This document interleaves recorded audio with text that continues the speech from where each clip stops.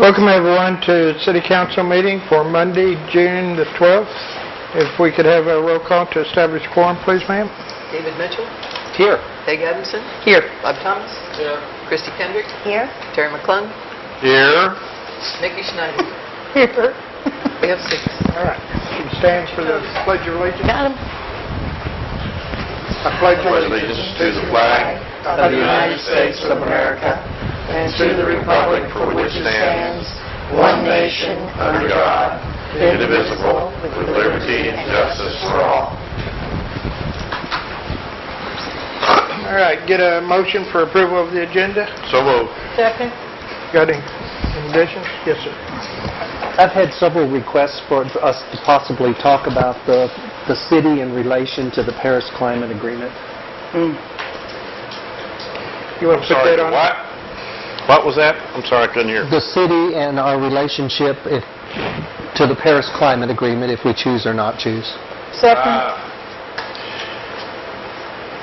We got a second? I seconded, because that was on my list too. Oh, it was? Okay. Well, you must have got the same request. Probably Yeah. not. Mine was a neighborhood. Also got another item for a resolution in support of medical marijuana Second. on there. Mickey? I would like a short explanation / discussion of just exactly what ex parte means and how it is dealt with, because there seems to be a lot of confusion going on.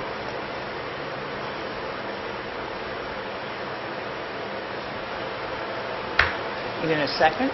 Second it. I second it. I didn't know if that was a motion. No, I'm adding it. Yep, okay. Okay. Anything else? Yes, ma'am. I would like to take the discussion of using the auditorium for council meetings to another day, the next Okay. council meeting. You want to defer? I would, please. I'll second that for you. Thank you. If I have to. Defer to the next meeting or Yeah, I think so. for a month? How about for a month? Okay. I'm having trouble getting help, so... Okay.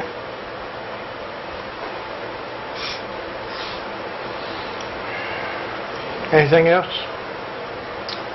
All right, all those in favor of the agenda as amended, signify by saying aye. Aye. Any opposed? Okay. Get a motion to approve the minutes for May 22nd. So moved. Second. Peg, did you make the motion and Terry seconded, or Mickey? Mickey made the motion. We Okay. tied on both. Mickey made the motion and Terry seconded. Any additions, corrections? If not, all in favor, signify by saying aye. Aye. Any opposed? Okay. We have a couple of people on some of our commissions whose terms are expiring July 1. One of them is Tandy-Sallee, who's already on the Planning Commission. So, I'd like to make a motion to reappoint Ms. Sallee. Second? Any discussion? She obviously wants to be reappointed? Okay. Yep. All right. All those in favor, signify by saying aye. Aye. Any opposed? Okay. And the other term is John House, Dr. John House, whose term actually expired June 1st on the Hospital Commission. I'd like to make a motion to approve it. Second? All right. Any discussion? All in favor, signify by saying aye. Aye. Any opposed? Okay. Public comments?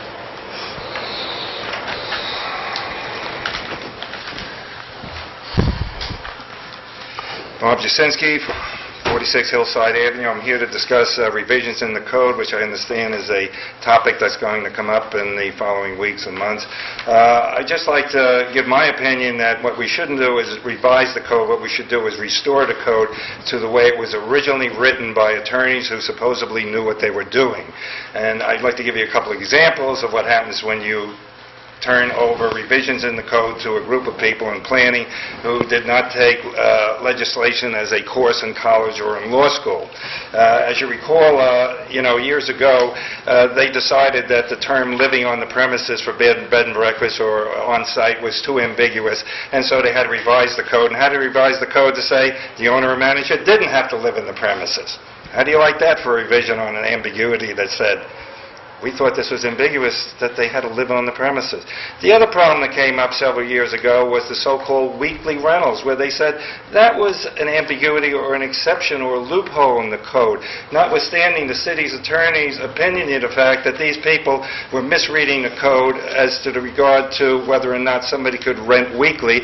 And as the city attorney pointed out, both verbally at the meetings and in writing, the code was referring to landlord-tenant relationships, not to the rental of transients. Well, what did council do? Well, at the suggestion of Mr. McClung, but with no guidance, you shipped it over, kicked the can down the road by referring it to planning, and said, you decide who is a lawful weekly rental, as the code was revised, as saying that they would be grandfathered in. And as was pointed out numerous times and agreed to by everyone, you could not grandfather in an illegal use. Well, planning rubber-stamped everyone in there because they produced these, drawn-up weekly leases. Now, at the point being that at that time and up to this day, they never rented weekly. They rent nightly, and as of today, they continue to rent nightly. Now, what really gets me upset was that you asked planning to revise the definitions in the code, and that's why I handed out this. The last definition in the code is entitled Weekly Rental Tourist Lodging, and read it. You'll be shocked to see what it says, that they're in effect now sort of agreeing with me and saying, we're going to change the definition to say weekly rentals mean you can rent by the night. Isn't that interesting? This is the danger that you have when you refer matters over to planning with adequate guidance. And one of the problems is that they don't have the advantage of having counsel sit there to advise them. And the question is, who's getting the benefit of this? The only people that are getting the benefit of this are the same people that got the benefit when they changed the definition of you had to live on the premises to you don't have to live on the premises, you can live next door. The people that were operating illegally got the benefit. And once again now, the second issue here was with the weekly rentals. Who got the advantage of that? The people that were operating illegally. And the fact that the city supposedly grandfathered them in, you can get a legal opinion on that. If you illegally grandfathered them in, it isn't worth the paper it's printed on. So my advice to you is concentrate on the two things that need to be done in the city. The American with Disabilities Act, that's not in the code. It's not enforced. Enforce the code as written. And just one last thing is that there's no restrictions or definition on vacation rentals, even though they're in commercial zones, that every city in the country is passing legislation to deal with those, putting licensing and restrictions on those. And there's nothing in planning suggestions to cover that. Thank you very much. Thank you.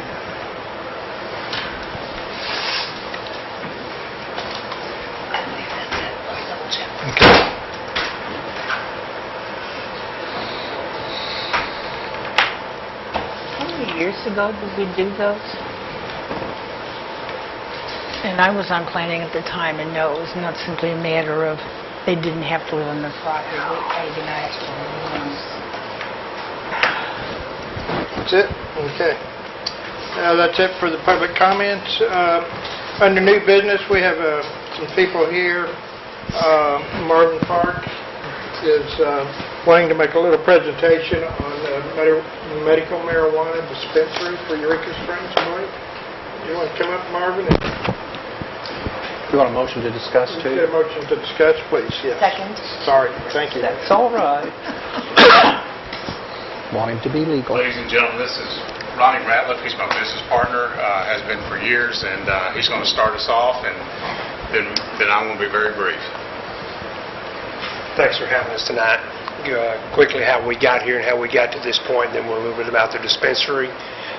I guess in 2011, Marvin and I met. I had a construction company. Marvin was running a real estate company, and we were able to bring our businesses together.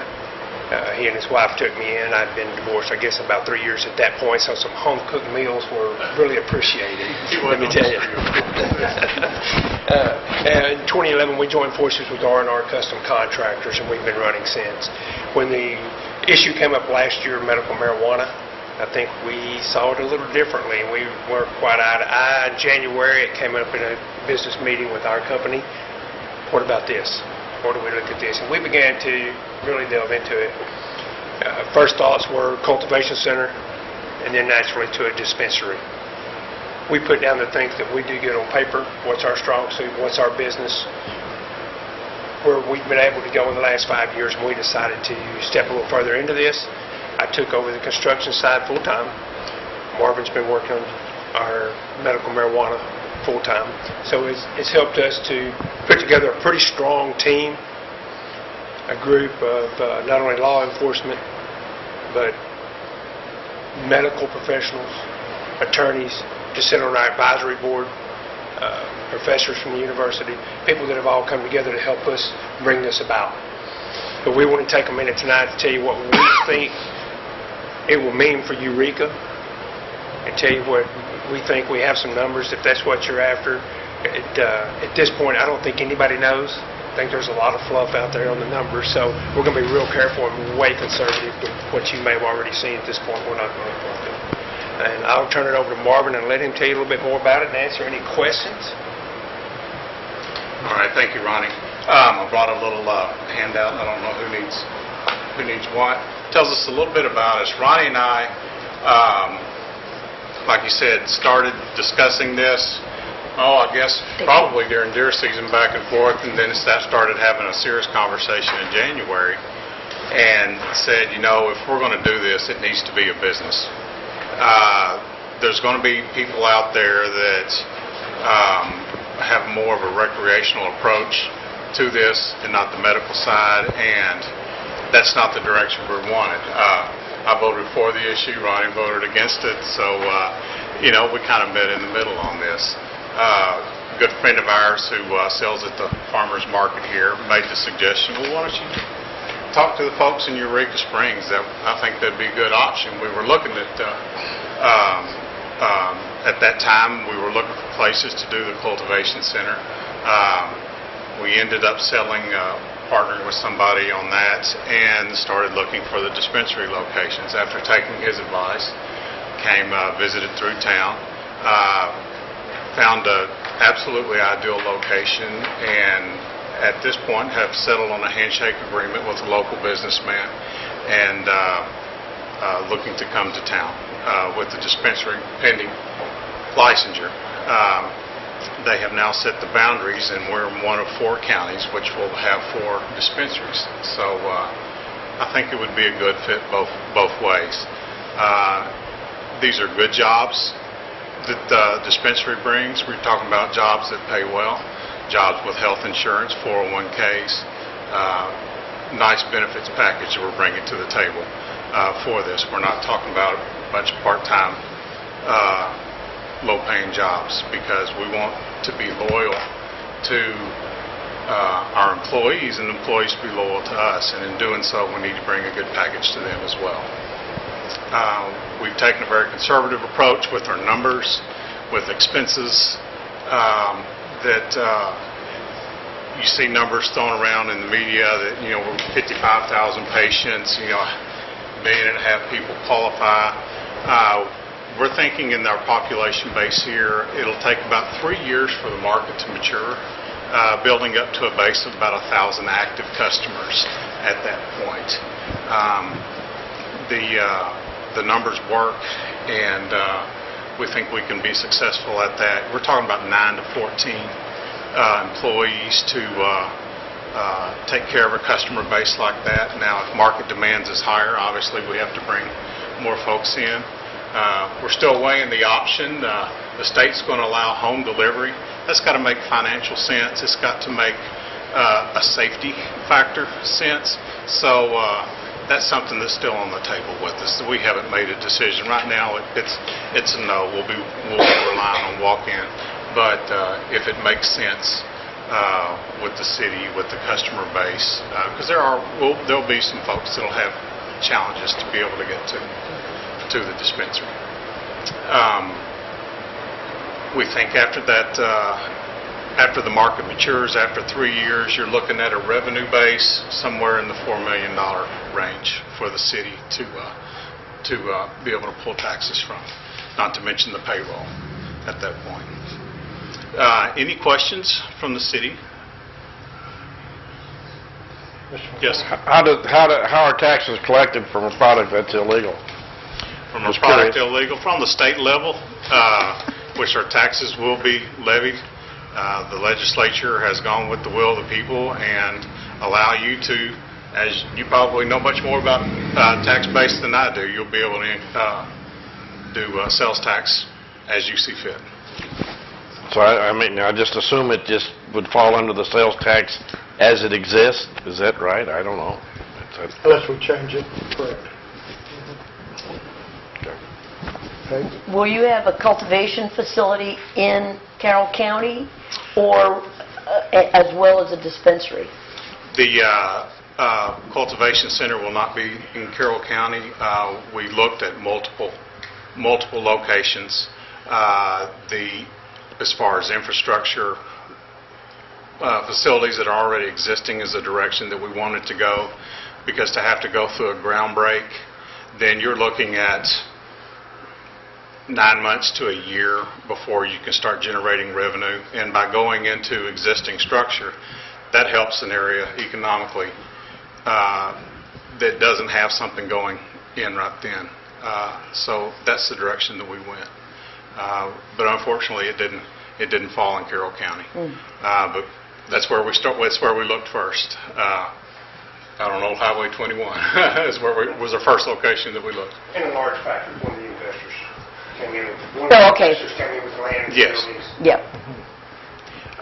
We did, like Ronnie said, we had an investor come to the table with property, and that's how he came to be in the company and how we settled on a final location.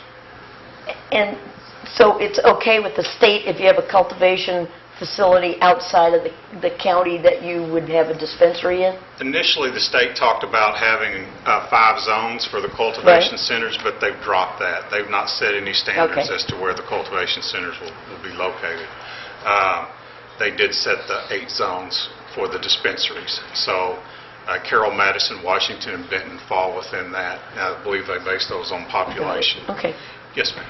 So you're applying for both a cultivation license and a dispensary license? Correct. Correct. The cultivation is a little more of an intense of a licensure than the dispensary, and if we've gone through all that, then we've done about 90% of the work for a dispensary, so it only makes sense to try to do both. Yes, sir.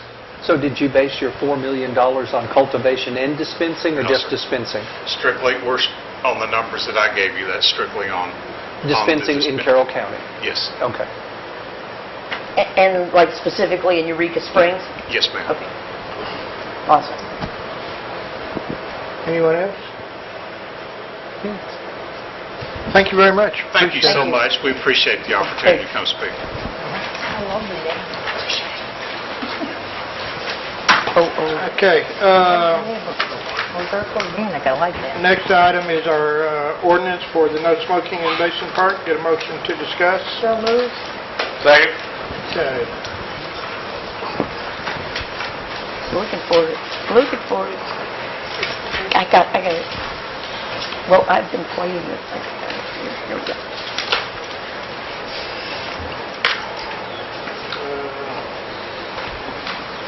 There we go. All right. Mickey, you want to lead off on this, or? Has everybody had a chance to read the ordinance? Because with all the discussions that we've had, I think we're down to reading this particular ordinance, which is covering only Basin Park. Need to start somewhere, and that's the one that the police are talking about the most.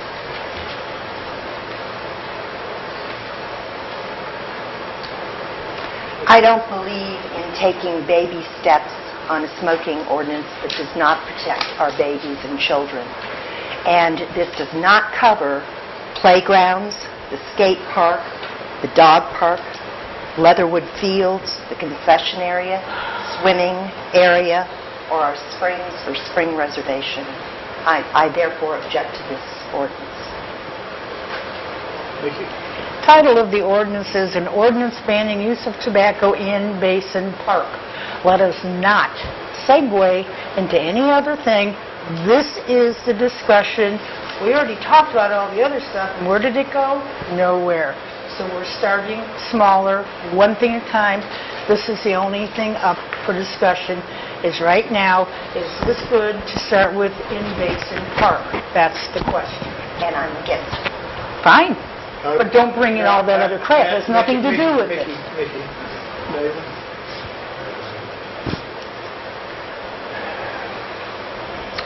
We went through a lot of discussion at council meetings. We had parks in here. We had 2 different sample ordinances. We had a council person that graciously took 2 draft work products of thoughts that happened to appear in an ordinance format, but they were still work product of those people. A lot of input again from parks and everybody. Our council person put it together. We had a workshop on it, for God's sakes. And we came up from that workshop and all of those conversations and all of that work, and it was voted down. And my position on this is I'm not in favor of this isolated baby step at all. We had something that had been worked on that the public had a chance to talk about, that Parks was fine with. The attorney didn't seem to see a problem with it. He had had a lot of input. And for whatever reason, it didn't make it through here. But I'm not going to add my okay to this. Mickey? Doesn't hurt me one way or another. It's what do the people want? How do we do it? If we can't do a bulk thing, that's the only reason I brought this up, was to try doing it one step at a time. I don't care if it's baby steps or practicing. Doesn't matter. We're either going to do something against smoking in public or we're not, and something is better than nothing. That's why I brought this up. That's my only reason. Mr. McClung? I'd like to make a motion that we assign this ordinance a number and read it for its first passage. I'll second that. Okay, any discussion? Bob? Yeah. In the first paragraph, it says that City Council, based on other findings, has determined that the use of tobacco products can be hazardous to one's health. That's one part. And that smoking can be hazardous to other people. Now, if you're dissecting the ordinance, what we're really making the motion on right now is putting it up and reading. Discussion. Yeah, we are, but whether or not we should put it up for a vote to assign a number. Oh, okay. That's the discussion. And then we'll have I more think we should put it discussion. up for a vote. Yeah, and then if it passes, then we can get into the section of what you want to do and what the pros and the cons. Okay. Gotcha. I got you? All right. Any other discussion? Okay, all those in favor of assigning this a number and putting it for reading for the first time, signify by saying aye. Aye. Aye. Any opposed? No. Aye. Or no. Okay. What was yours? 3 and 3. Pardon? What was yours? No. 3-3. I'm going to say yes. 4-3. The number will be 2257. An ordinance banning use of tobacco in Basin Park. Whereas based on findings of the U.S. Surgeon General and/or Centers for Disease Control and Prevention, Eureka Springs City Council has determined that use of tobacco products can be hazardous to one's health, and that the smoking of tobacco can additionally be hazardous to the health of those near someone smoking. Now therefore be it ordained by the City Council of Eureka Springs, Arkansas, Section 1, Definitions. Tobacco products. For the use of this ordinance, for the purpose of this ordinance, tobacco is to include any product containing, made, or derived from the tobacco plant that is intended for human consumption, whether chewed, smoked, absorbed, dissolved, inhaled, snorted, sniffed, or ingested by any other means, or any component part or accessory of tobacco to include, but not limited to, any ignited or unignited tobacco plant matter, including but not limited to cigarette, cigar, pipe, vaporizer, vaping pen, hookah or hookah pen, or any other smoking product or device, spit tobacco, including but not limited to smokeless, dip, chew, snus, and snuff, and electronic nicotine ingestion devices, including but not limited to e-cigarettes. Section 2, smoking and/or other consumptive use of any tobacco product shall be prohibited within Basin Park in its entirety. Section 3, violations and penalties. Any person who violates any provision of this ordinance shall be guilty of a misdemeanor and subject to the following penalties. 1, a fine of not less than $75 and not more than $150 plus court costs for the first offense. 2, a fine of not less than $150 and not more than $300 plus court costs for the second offense within 1 year of committing a prior offense.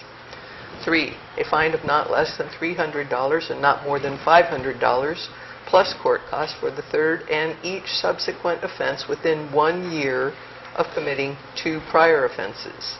Section 4, any person who uses tobacco products in Basin Park and who refuses to cease the use of such products when asked may be required to leave the premises and shall be subject to prosecution for criminal trespass if he or she does not leave and remain gone from the area for at least 24 hours.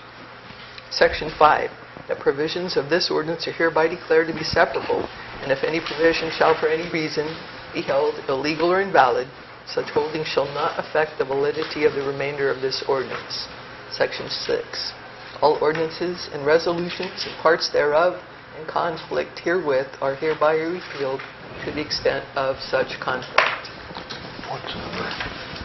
2257. Nikki? For the city attorney, Mr. Tim, Yes.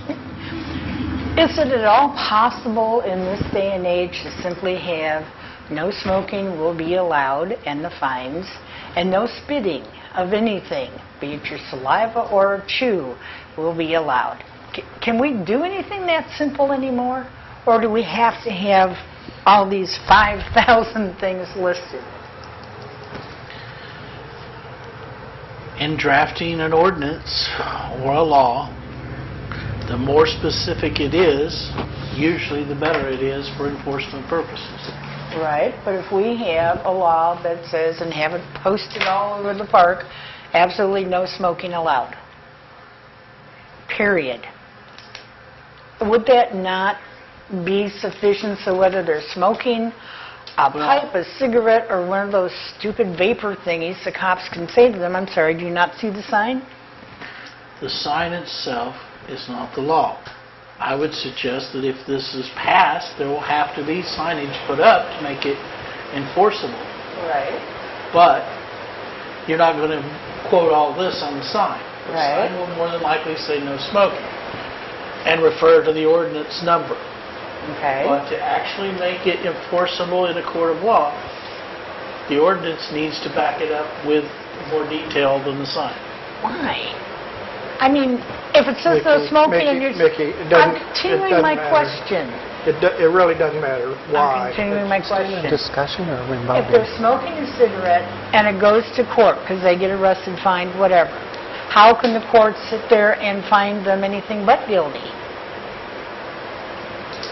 Without a definition of what smoking a cigarette is, the court can create its own definition, or the court can say that the ordinance is insufficient, not having a definition in it. Point of order for clarification. Are we in discussion or voting on the motion? I'm confused. We're discussing. What are you voting? We're not voting yet. So we're still in discussion this way. Okay, just checking.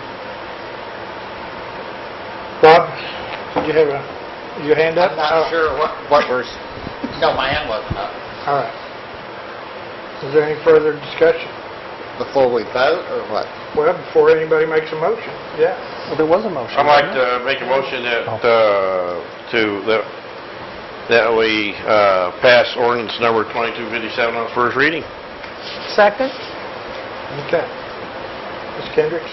I would like to amend the ordinance so that the section 2, where it says prohibited within, I would like to include playgrounds, skate park, dog park, Leatherwood Fields, concession area, swimming area, and playgrounds in Leatherwood Park, and Springs reservations. I'll second that. Okay, Mickey? Been there, done that, it got turned down, you've got to have new stuff. Well, Mr. McClung? Let me, what's the list again? Everything we turned down. Playgrounds, Let me, Playgrounds. Mm-hmm. skate park,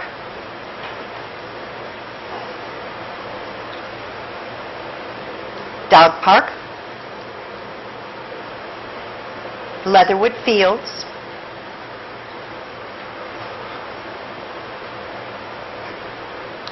concession area,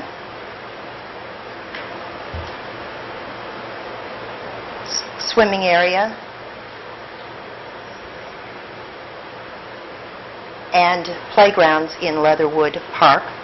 Those three things: concession area, swimming area, and playgrounds in Leatherwood Park, and Springs and Spring reservations.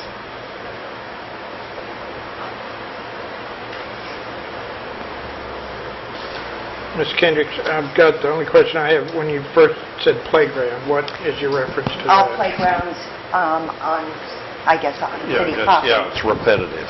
It is. Well, I guess maybe playgrounds in Leatherwood Park is repetitive.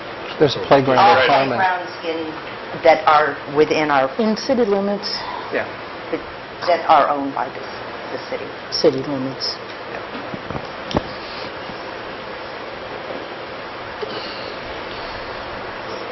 I'm still confused on playgrounds. All playgrounds that are on property owned by the city.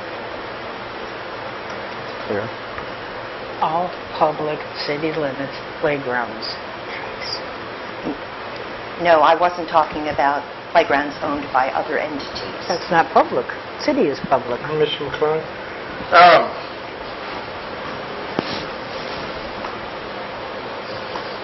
I'm not opposed to this. The only part of it that I am, that I think that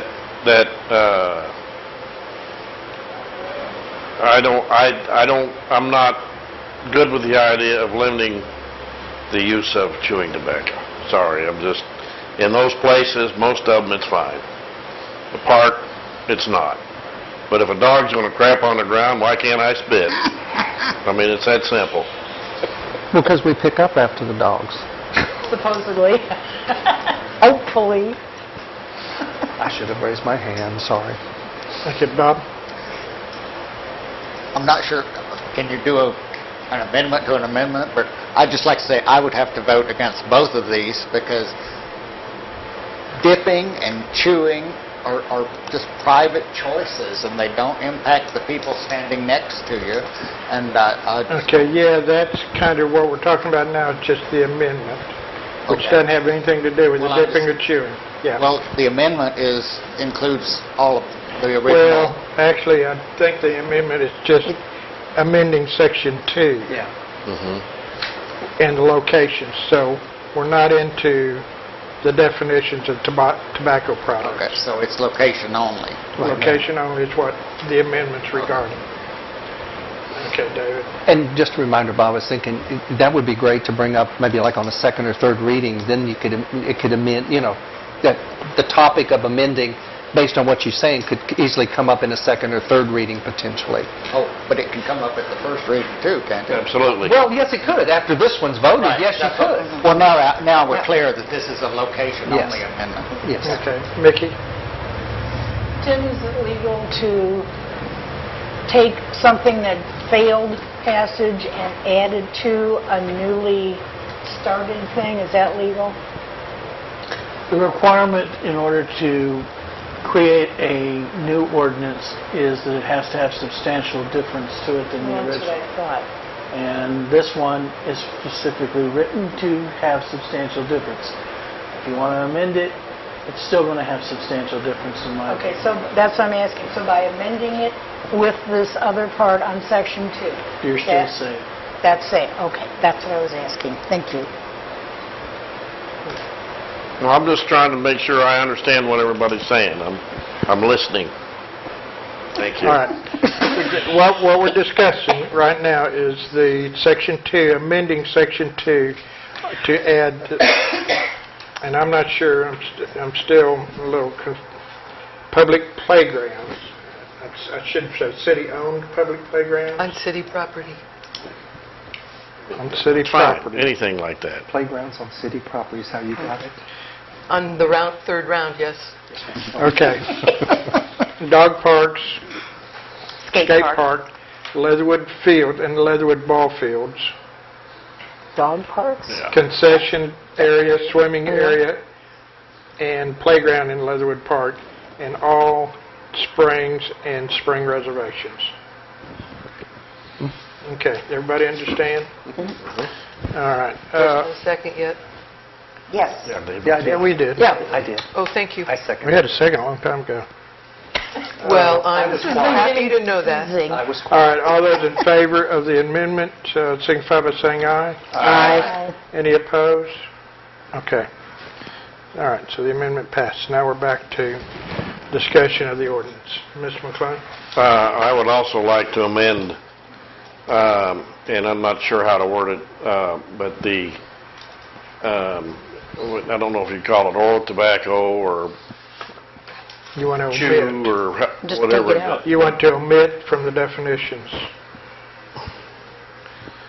Well, I guess we could, well, I don't mind, yeah, let's just do it. That would make it simple, is just to admit, Omit? Tobacco. Spit tobacco. remove, Spit tobacco in those words. pardon me? Spit tobacco in those few words takes care of it, Terry. Take out spit tobacco all the way to the end. And But what about, the whole section? Not all of it. The e-cigarettes would stay. Well, dip is spit tobacco, it's just, Yeah. depends on what it's called. And then just Okay, spit tobacco, And dip. Keep going. all the way through, smoke, Snuff. chew, sniff, and snuff. Wait. Terry, spit tobacco, keep going, please. well, from where it says spit tobacco, I just, to be omitted, Okay, all the way through the word snuff. okay. Thank you. Does that make sense? Yep. Does that? Yep, And I'll second that, Terry. yep. Is that, and I don't have a clue what that is, that snooze, S-N-U-S? I have no Yeah, idea. It's just Fine another, chop it's a Swedish. fine powdered snuff. Okay, Oh, okay. It's dainty. Okay. actually, you'd have to leave in, including but not limited to electronic nicotine ingestion Right. devices. That's right. So Put it the word snuff. take out the words spit tobacco, Right. smokeless, dip, chew, snuff, snooze, and snuff and. Okay. Good. Okay, we got a motion and a second. Further discussion? All right, the motion for the amendment is omitting spit tobacco, smokeless, dip, chew, snooze, if that's correct, and snuff. And the word and. And snuff and. I don't think there's any other place in there, is that, for that? That covers it, I think, Butch. Mr. Mayor. All right. Any further discussion? Nope, never mind. Okay, all in favor of this amendment, signify by saying aye. Aye. Any opposed? Okay. What was your vote? Oh, I think it in was favor, unanimous. whichever way. Ms. Kendrick? I have one more amendment. I would like to amend in Section 4 the words "in Basin Park" and replace it with "in prohibited areas." And the title. And then also remove "in Basin Park" in the title.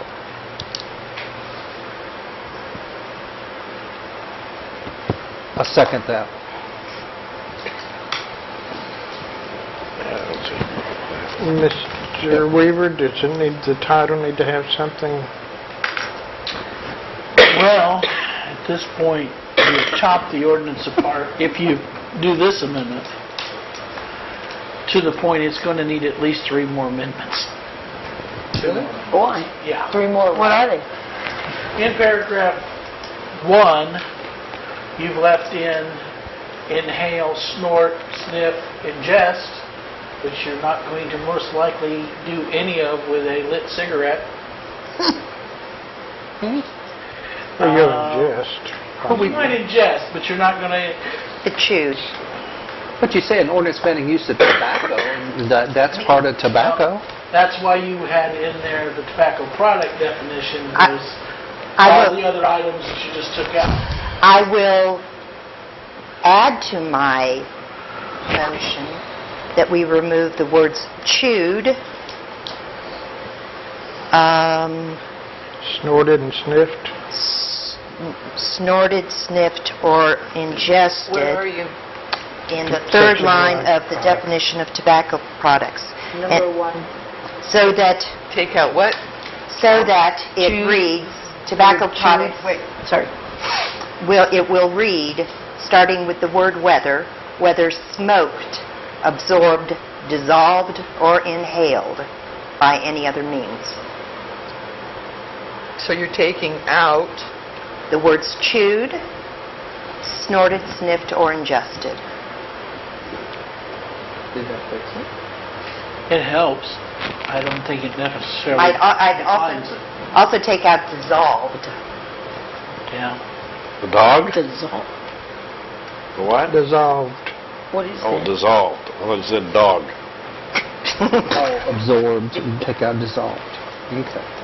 So now it's smoked, absorbed, inhaled, okay. Oh, dissolved. Dissolved. So now should we be turning this back over to the city attorney to rewrite? Well, let's wait here and get everything taken care of, and then we'll have it reread. We're doing Do I fine. have a second for my motion? Yes, I second it. I think we're doing fine. I think we're going All to right, make so it. we actually have two amendments on this one, under Section 1 and under Section 4. And in the title. In Basin Park out of the Yeah. title. The next thing you probably need to address is the term tobacco products, because it's misleading at this point, because it doesn't have all those other products in there. It should be smoking products or something of that nature. Tobacco. Smoking tobacco, Smokable tobacco smokable products? tobacco. Could we say- It needs to be something that would not confuse people with your spit. I Could mean, we say tobacco products as defined here, and then you look at that list, and that's it?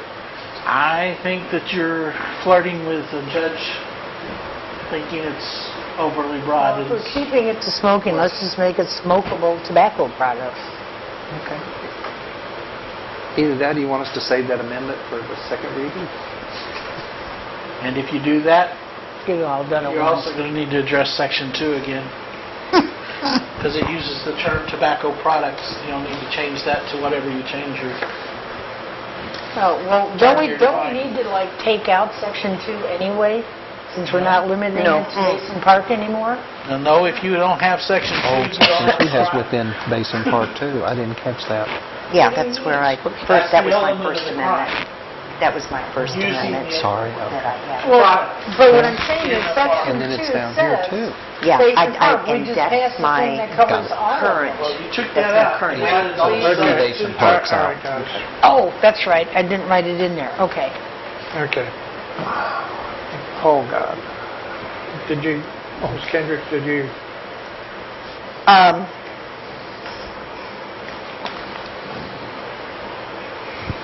We just vote on this Okay, last amendment. let me, I think there might be a further part to my motion. I'll take out, in Section 2, the terms "and/or other consumptive use." Right. Okay. In Section 2, okay.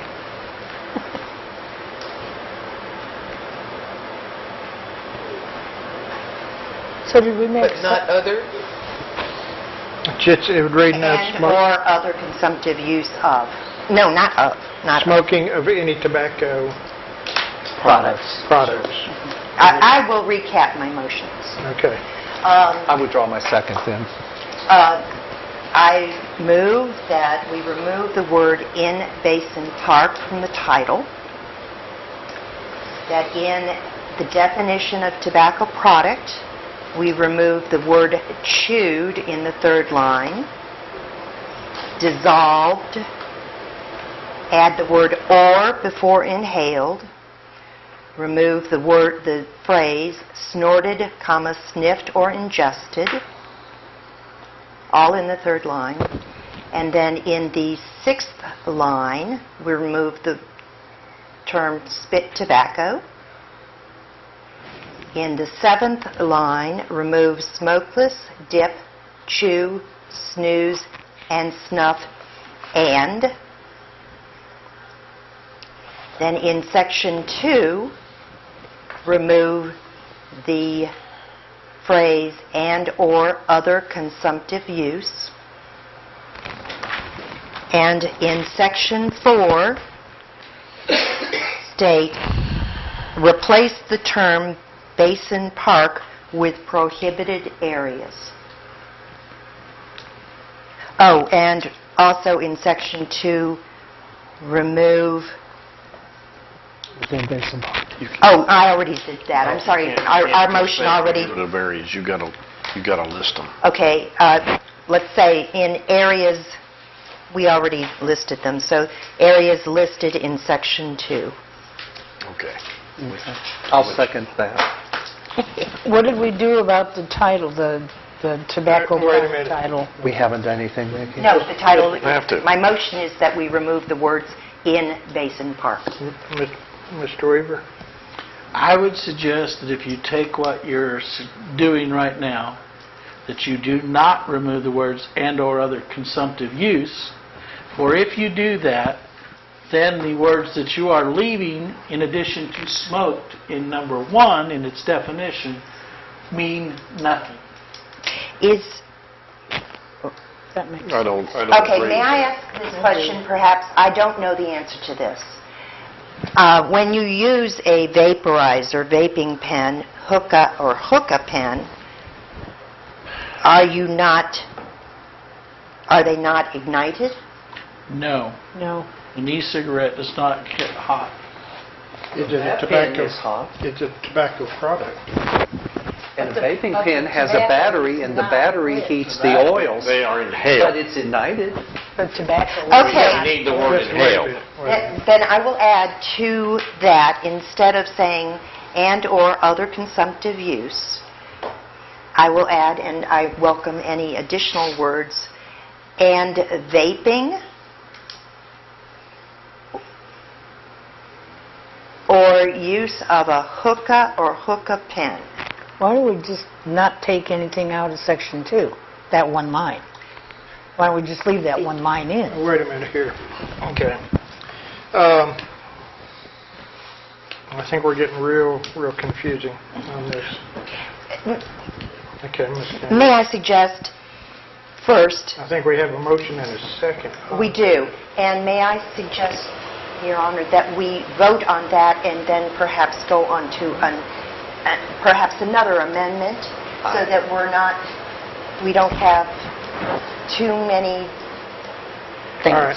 fragmented amendments floating around.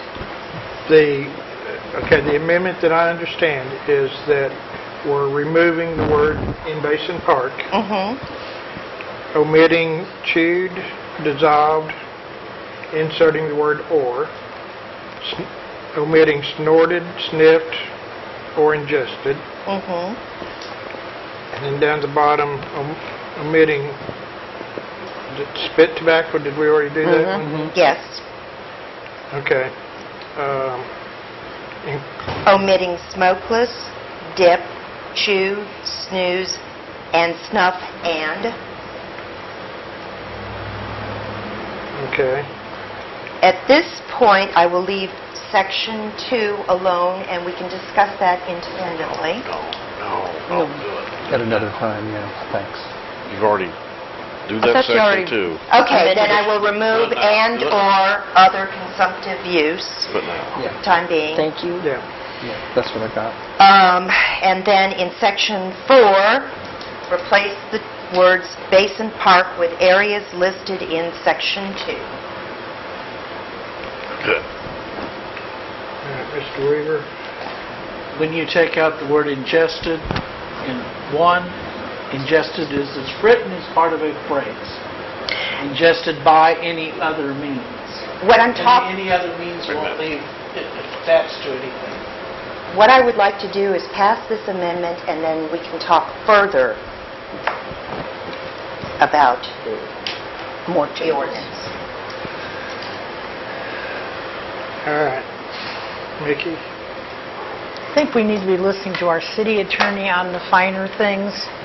And if he wants us to leave that one word, which makes a lot of sense, it's not that big a deal. We're taking out chewed, dissolved, snorted, sniffed, leaving in or ingested, because that'll cover everything. David? We have a motion this second, and we're not discounting anything that the city attorney said. We're just holding that thought to clean this amendment up so we can work on more discussion, because right about now, I've reached my maximum input level. I mean, I'm just getting too many amendments, and We could do another workshop. Mr. McClung? not my Mr. lifetime. Mayor, I concur. If we can pass this amendment and then go ahead and pass on its first reading, then when we have another meeting in 2 weeks, we'll have a clean copy, and if we need to dissect any more, as Mr. Weaver suggests, that would be the time to do that, because it'll all be fresh in our minds again Yeah. with a clear understanding of what we have. I would tend to agree, but I think also agree with Mr. Weaver. I think at this point, if we omit those words when we come back with a clean reading, we may forget it, and it may be best to have the word or ingested. I assure you, we won't forget. What word? Can you type it up both ways? Okay, I will change my amendment to leave in the words or ingested. Okay. Second. Thank you. All right, now we got amendment. The least I can do. No, you can't. So, actually, you have to withdraw your second. Oh, I withdraw my second, so you can make a second now, right? Yeah. Thank you. Okay. I second. Thank you. You're welcome. Sorry. All right, one final time. Doesn't hurt my eye. I just want to vote. Yeah. Okay, the amendment has omitting the word in Basin Park,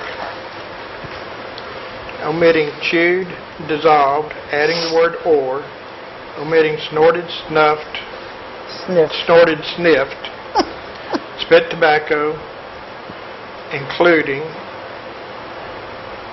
smokeless, dips, chew, snooze, and snuff. And then in Section 2, omitting the and or consumption use, and the word no, that's it. And then in Section 4, changing Basin Park to prohibited area. Areas listed in Section 2. Areas listed in Section 2. And one other correction, rather than having the or after the dissolved, it's in the or ingested, so you don't need that or. Okay, got it. Yep. All right, on favor, Mickey. Just one last. Tim, when this gets rewritten, would you please do us a copy of the way you feel it should be, so in case we do forget or get confused, we can have the proper way you think it should be done, in addition to how this is going to come out that Ann will be doing? I think I understand what you're asking. Thank you. All right, any further discussion? Okay, all those in favor of the amendment as noted, signify by saying aye. Aye. Any opposed? Okay, Just one little comment. now then. From baby steps, we get the whole thing passed. That was the point. We're ready to vote, I think, now. Yeah, we're ready to vote. Failed, Okay. just got passed because of baby steps. Mickey, hold on. Okay, do I have a That's too motion here? We got Yeah, I've already made that motion to approve it on its first reading. Yeah. All right, so now That's we're... what we need to vote Okay, on. now we're ready to approve it on the first reading. All- As amended. As As amended. amended. All those in favor, signify by saying aye. Aye. Any opposed? Okay. And I would suggest that we How about have this that? rewritten and come back next week. I'll send it to you. Okay? All right. It's a miracle. It's a miracle. No, you should remember. Okay. You All can't. right, our next item is a discussion of the importance of updating code books. Ms. Kendrick and Mr. Mitchell. Move to discuss. Second. Ms. Oh, that Kendrick? was exciting.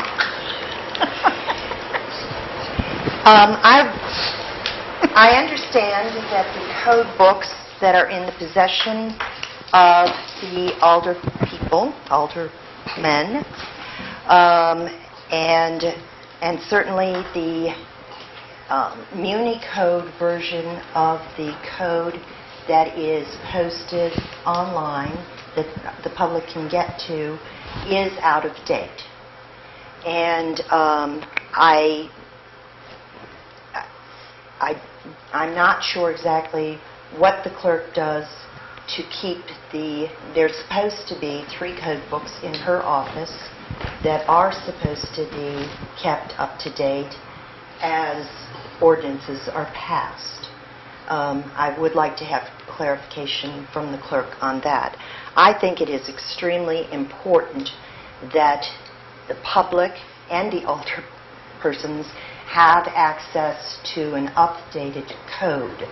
Online, I wouldn't have noticed this if I had not gone to the first page of the code online, because there's no warning anyplace else that the code is not up to date, but the very first page of the code online states that it was updated in May of 2015. I know that since I was given copies of my code book, it has not been updated. I would like to have a discussion as to the importance of this information being available to the public and to the aldermen, and because I think it's very important. Mr. Mitchell.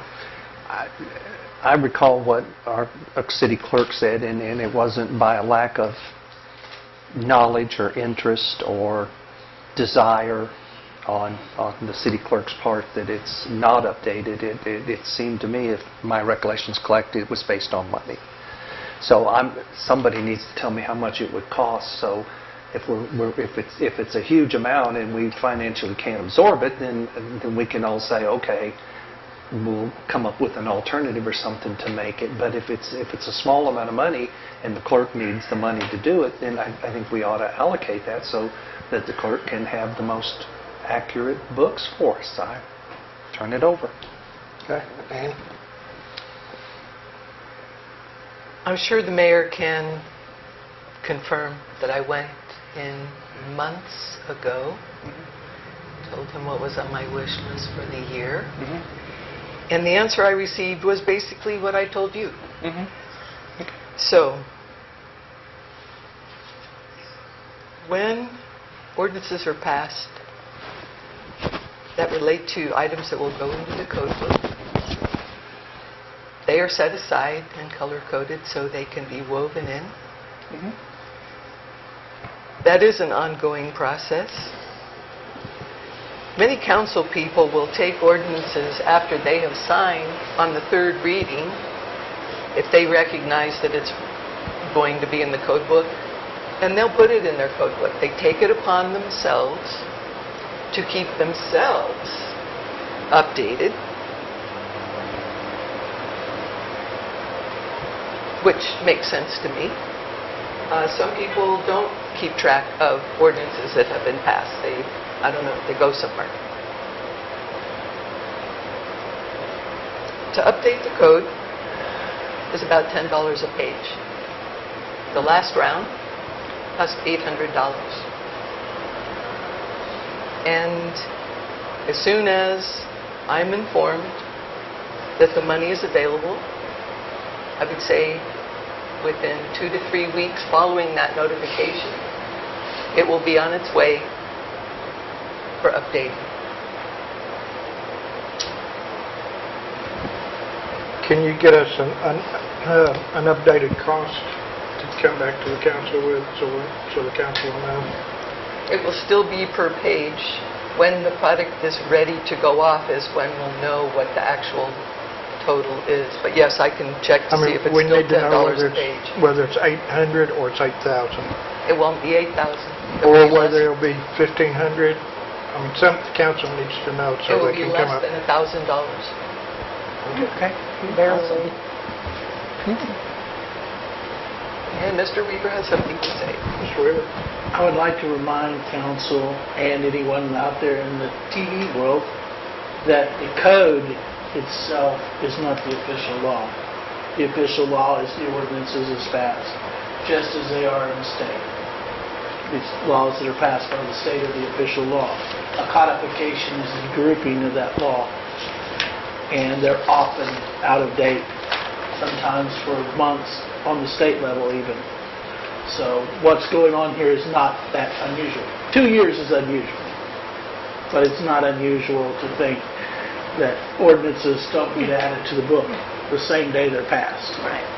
No, nobody expects that. And ultimately, if there's a difference in what's in the code book and in the ordinance, a judge will apply the ordinance. Bob? This is for Ann. Whatever this charge is, do they like redo the whole book and put the new ordinances into it? No, the pages that no longer apply, when you would end up getting a master sheet, Right, and it would say, remove page 17, replace, right. put in 17 through 21, and then move to the next section. It would all be sequential. And Terry can tell you that, how long did it take to pull the pages out and put the pages in on the next round? 20 minutes? I did it. Yeah, it wasn't very long. Yeah, I Okay. did it in May of 15. So, I mean, it's very clear. It's But not... I guess my point is, we would almost have to have, if you want to get real official, what schedule are we going to update this on? Because if she updates it today, we're getting ready to pass a no smoking ordinance. Are we going to update them singly every time we have a new ordinance, or what? Whatever is... Ms. Kendricks, did you have... Well, I was... I can answer his question. Ms. Kendricks had her Please, hand go up. and let her answer, All right. and then I Oh, will... thank you very much. Whatever is passed up to the date that it's sent off will be in the book.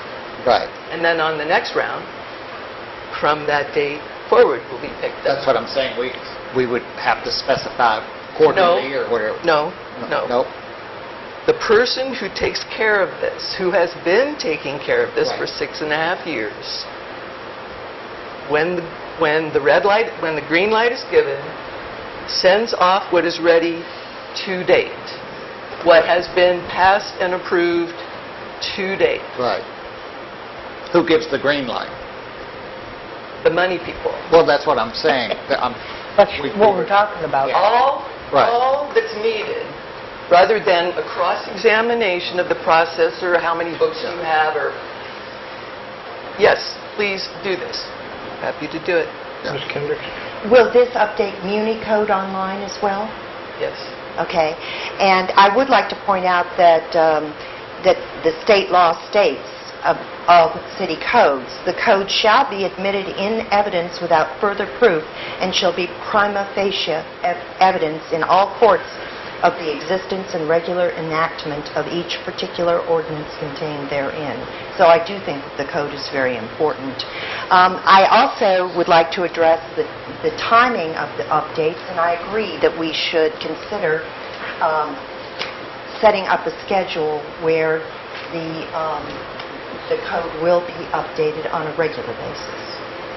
And I know that it depends Mr. on McClung? budget. I think they have a minimum.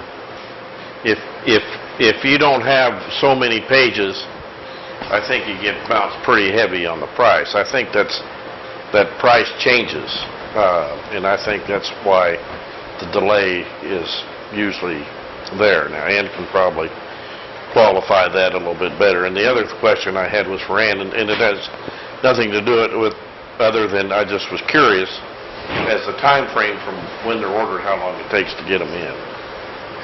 That's a curiosity question. Doesn't may I have any answer? actual I said bearing. Ann.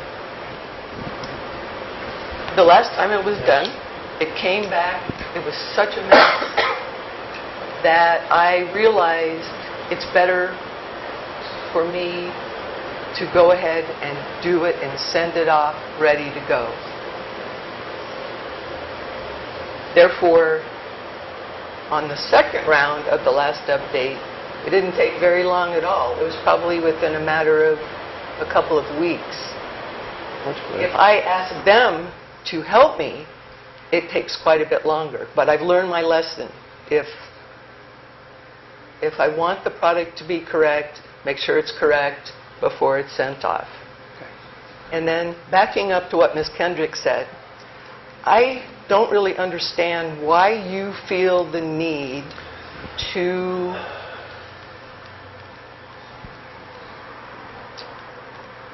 allow the person who is elected to this position to simply do the job. Why there is a need to direct or define or beyond the scope of your position as a council member. If you will say, please let's... Point of order. Point of order. Excuse me. Point of order. Excuse Point of me. order. I call the question.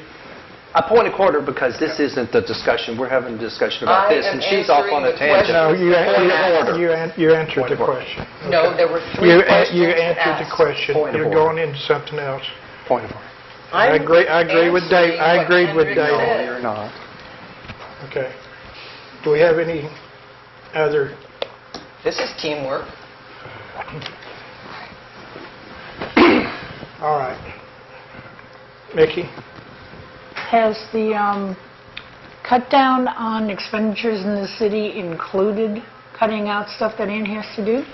No, it hasn't. I think, if we can go ahead, and the council, I think, knows what the budget is. I think we can find the $1,000 to go ahead and have her do this. Well, my point is, Ann knows what has to be done and normally gets it done. Is because of the cutoff of money. Has this caused a problem? Well, I think at this point the council has the authority and knows the budget. We have some extras in there that we can find the money to do this. It's up to But the council. should we be It's to the having council. The council can make the motion to go ahead and do this. Why? Okay, your point's being missed here. This is something that has to be done.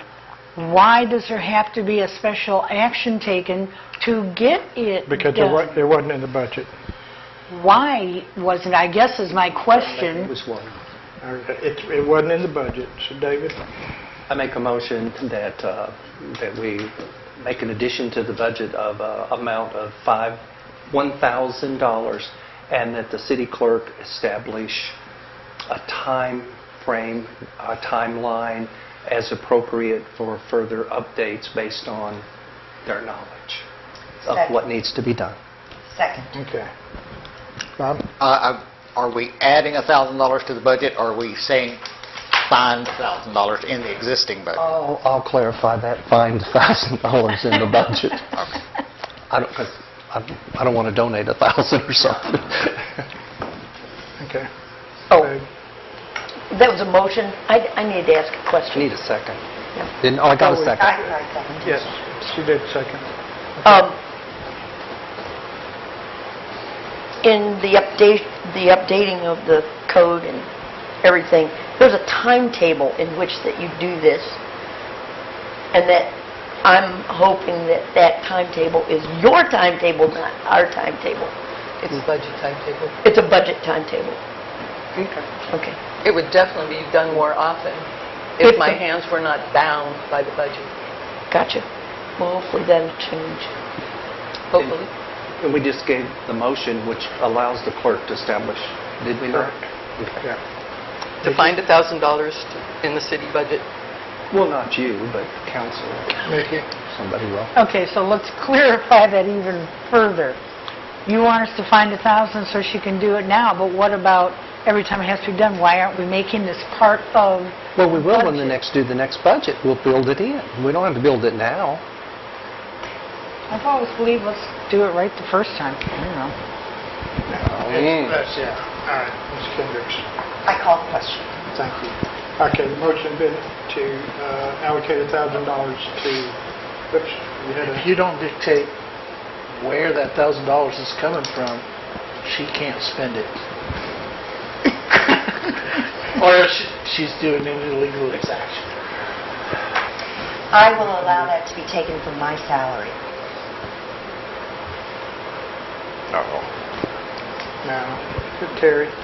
I think that can go under legal services, under any department he wants to take it out of. Take it from... So, I ain't worried about that one. Do whatever you want. Just give her the money. But you gotta take it somewhere. Okay. Take it out of the legal services. What about 'cause it is travel? legal Did you have services. enough in travel, do you think? Let's at this point do it out of legal services. Let's do it out of legal services and we can adjust Do the you want me to budget. amend the motion specific? Yeah. Would you pull your second back real quick? I will withdraw my second. And I'll re-amend the motion that we take $1,000 from Legal service. legal services and apply it towards the codification process, and that the city clerk establish a timeline for future codification activities and to bring back to council for the budget. Second. Okay. All right. Everybody understand the motion? All those in favor, signify by saying aye. Aye. Any opposed? All right, so moved. All right, next item is discussion of sewer committee. Ms. Kendricks and Mr. Mitchell. Motion to discuss. Motion to discuss. Oh, yes. Sorry, I thought. Second it. I would like to pass. Did you second it? Yes, you have to second. Second? Yeah, thank you. Okay. I would like to pass around. Send that way. Let's see. Pass that around. One coming there.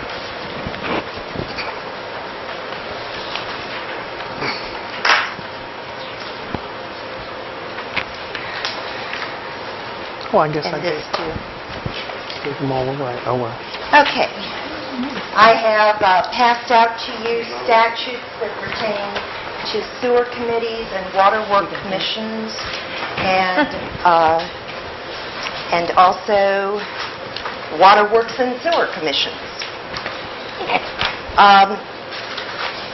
Arkansas Code Annotated 14-235-206 requires that a city have a sewer committee who supervises the construction, acquisition, improvement, equipment, custody, operation, and maintenance of any works for the collection, treatment, or disposal of sewage and the collection of revenue from it for the service rendered by it. The laws pertaining to sewer committees state only that a sewer committee function under the control of the council. It does not address the number of committee members, qualifications, or terms. Arkansas Code Annotated 14-234-116 permits the role of the sewer committee to be handled by a water works commission, acting as a water works and sewer commission. The Water Works Commission operates and manages the water works and distributing system. According to statute, the Water Works Commission consists of between 3 and 7 qualified electors of the city who are appointed by the mayor and confirmed by a 2/3 vote of the council for 8-year terms. Vacancies are filled by the remaining commissioners, subject to a 2/3 vote of the council. Neither a sewer committee nor a water works commission can mortgage the water or sewer commission owned by the city, nor are they the final arbiter of rates. I recommend a water works and sewer commission for the following reasons. I know that a sewer committee is required by state law. And from what I have been led to believe, the construction on the sewer plant was not properly planned, budgeted, or overseen. and no budget for either water or sewer was established. The sewer rates have not been considered since the sewer plant was improved. And I don't think the rates were thoroughly considered. I'd like you to look at the chart of what I did was just do some Googling, and I found as a sample what other cities in the state did. On the left, on this chart, if it says S, it's just sewer. If it's W and S, it represents water and sewer. So Little Rock has a sewer committee. Fayetteville and Bethel Heights have a sewer committee. Springdale, Rogers, Elkins, Mountain Home, Arkadelphia, Wynn, Tontitown, and Beebe all have water and sewer commissions. So this is common across the state. I think we need persons who have a longer term than council members do, and who can concentrate on one thing rather than on many things as council has to. Our water and sewer systems are probably the most valuable asset that this city owns, and they should be overseen by people who have the time to develop an expertise in water and sewer systems and to concentrate on that area. I would recommend a Water, Works, and Sewer Commission consisting of 5 electors. Thank you. Thank you. I'm surprised that the city survived all these years without one, but somehow it happened. I don't disagree with 90% of what Ms. Kendrick said. Let me just get to the bottom line of it. Is obviously, if we have to have a sewer waterworks committee, I think it would behoove us to have a committee that would be composed of the mayor, the director of finance, the director of public works, possibly the chairperson of planning or zoning, and 1 city council member.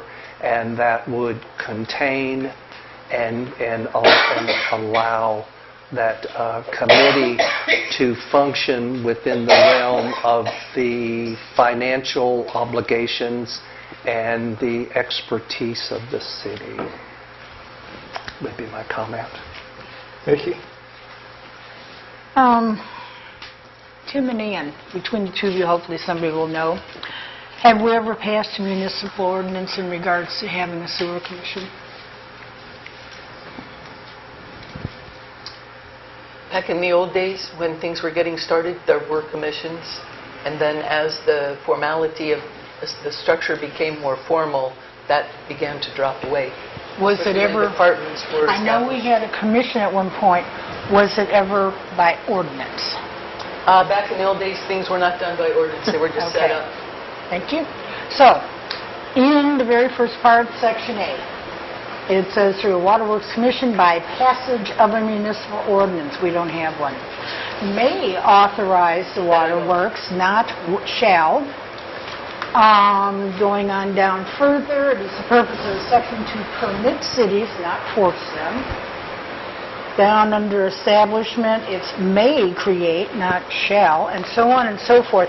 We have had this discussion of micromanagement come up, I don't know how many times in the last, just the last 10 years. We're not experts. Not a single damn one of us knows anything about sewer, water, lines, any of that kind of stuff. Where do we get off telling them how, when, where? That is not our job. That is not our expertise. We are here to help the people, not to micromanage. Peg? I believe that there needs to be some oversight with the water and sewer just because there's problems right now. And I like the idea of it, but as you said, this is just a discussion. You know, you're not making an ordinance or anything right now. I know from my experience with the Cemetery Commission, I knew nothing about cemeteries, and it is a really intense commission, very hands-on. I would imagine that this would be a very intense, first thing I think of, since we like movies, is Chinatown.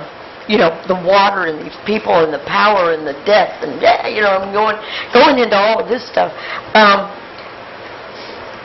And it feels to me like looking at it really carefully would be the biggest part of this, and not usurping the department head. I mean, it's a department head, isn't it? That's water and sewer. Because the commission would then be the kind of the boss of the department head. Would that, and that's, I just see difficulty in that and getting the message through at that point. I'm just thinking about the worst case scenario, so. David? It's probably premature, and I see what you're saying. That's why I mentioned the mayor and the public. Exactly, and that's actually a good idea. And those people like that. And you could add whoever the chairperson of planning is, and everything. Is that going to keep everybody there for 8 years? There's no way you're going to keep a committee together for 8 years in this town. We can't even keep a commission together for 8 years, so I can imagine the committee. But if we want to go with the law or so, and we're just in discussion because we don't have an ordinance at this point in time, but I suppose we probably are basically saying we want to address the issue and meet the requirements, I would assume. Mr. McClung?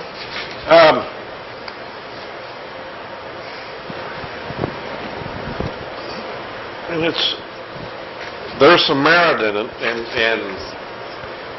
and why I say that, it's because I was sitting around this table when the sewer plant was being done, and the problem is, you're looking at a project that's very expensive, and we're sitting here and we're at the mercy of an engineer, and he tells us what he's got drawn out there and what it is, and we're all sitting here going like this.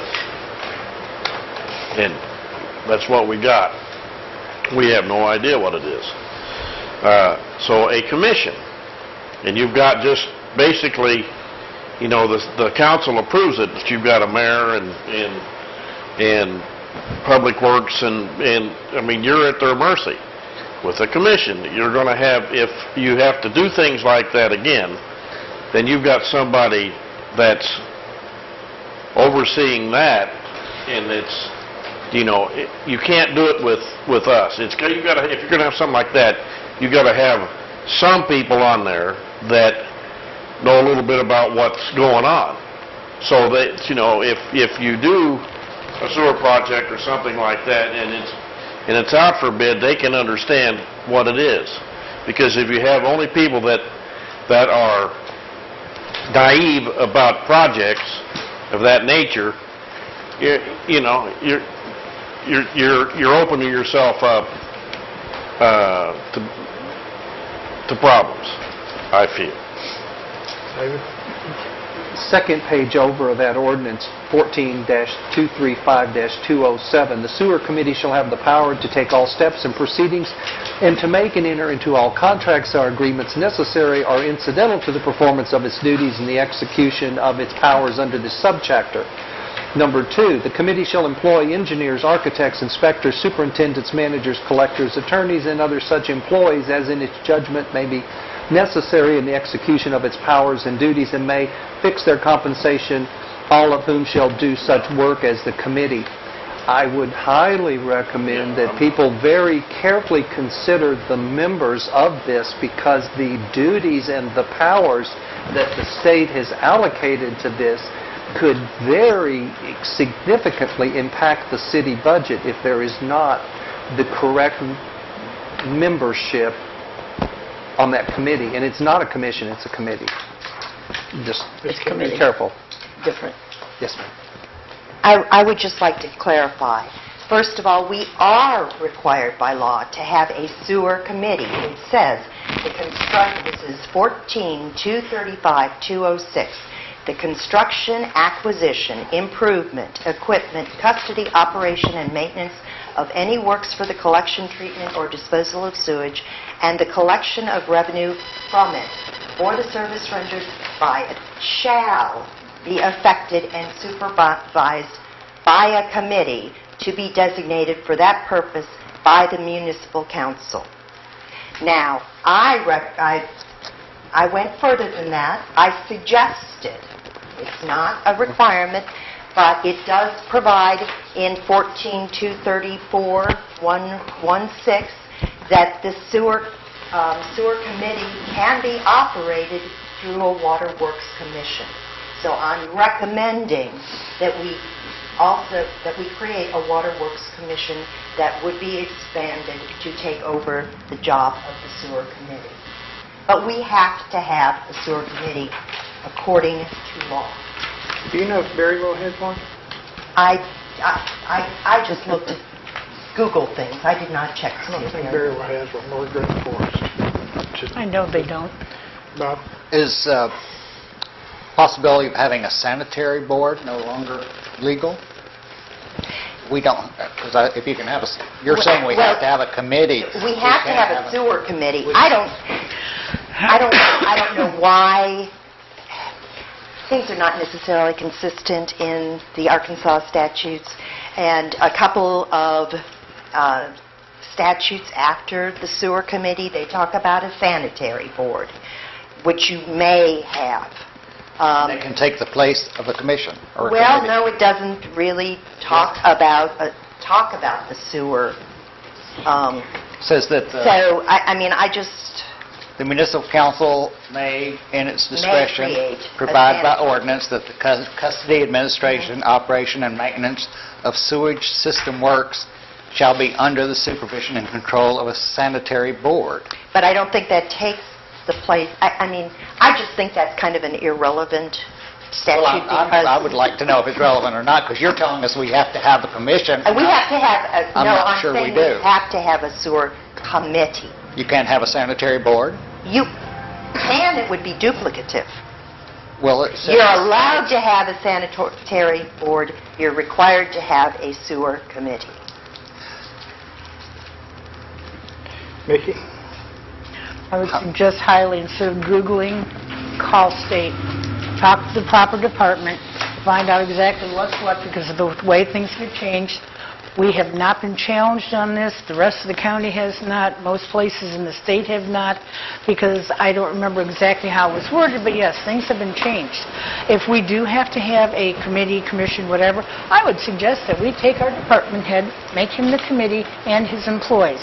Because after all, it does say on Part B that we can be in charge of them in that regard. And they're the experts.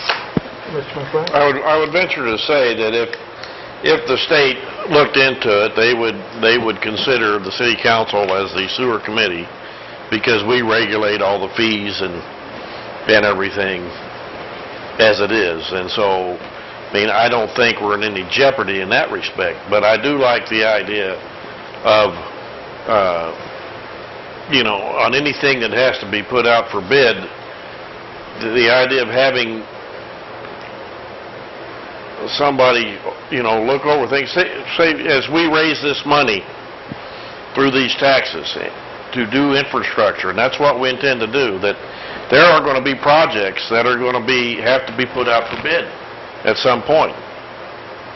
And I just want to make sure that we're getting the best bang for the buck. So in that respect, I'm in favor of something, but I'm not sure exactly what it is.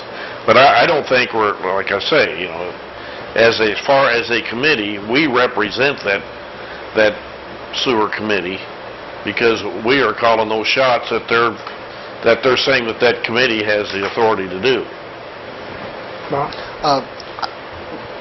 Mr. Weaver, Municipal League Attorney told me that you have three options. A sewer committee, a waterworks and sewer committee, or a sanitary board. You can have any one of those three. Would you agree that that's true, or is that not true? without spending hours, yes, I believe you probably have the ability to have any of the three. Okay. So we should, if we want to have some organization, instead of just saying we have to have this one, we really should look at all three of the possibilities. And given the fact that we've survived several water and sewer audits over the years, and I don't think that's ever been a comment in any of them that we didn't have the proper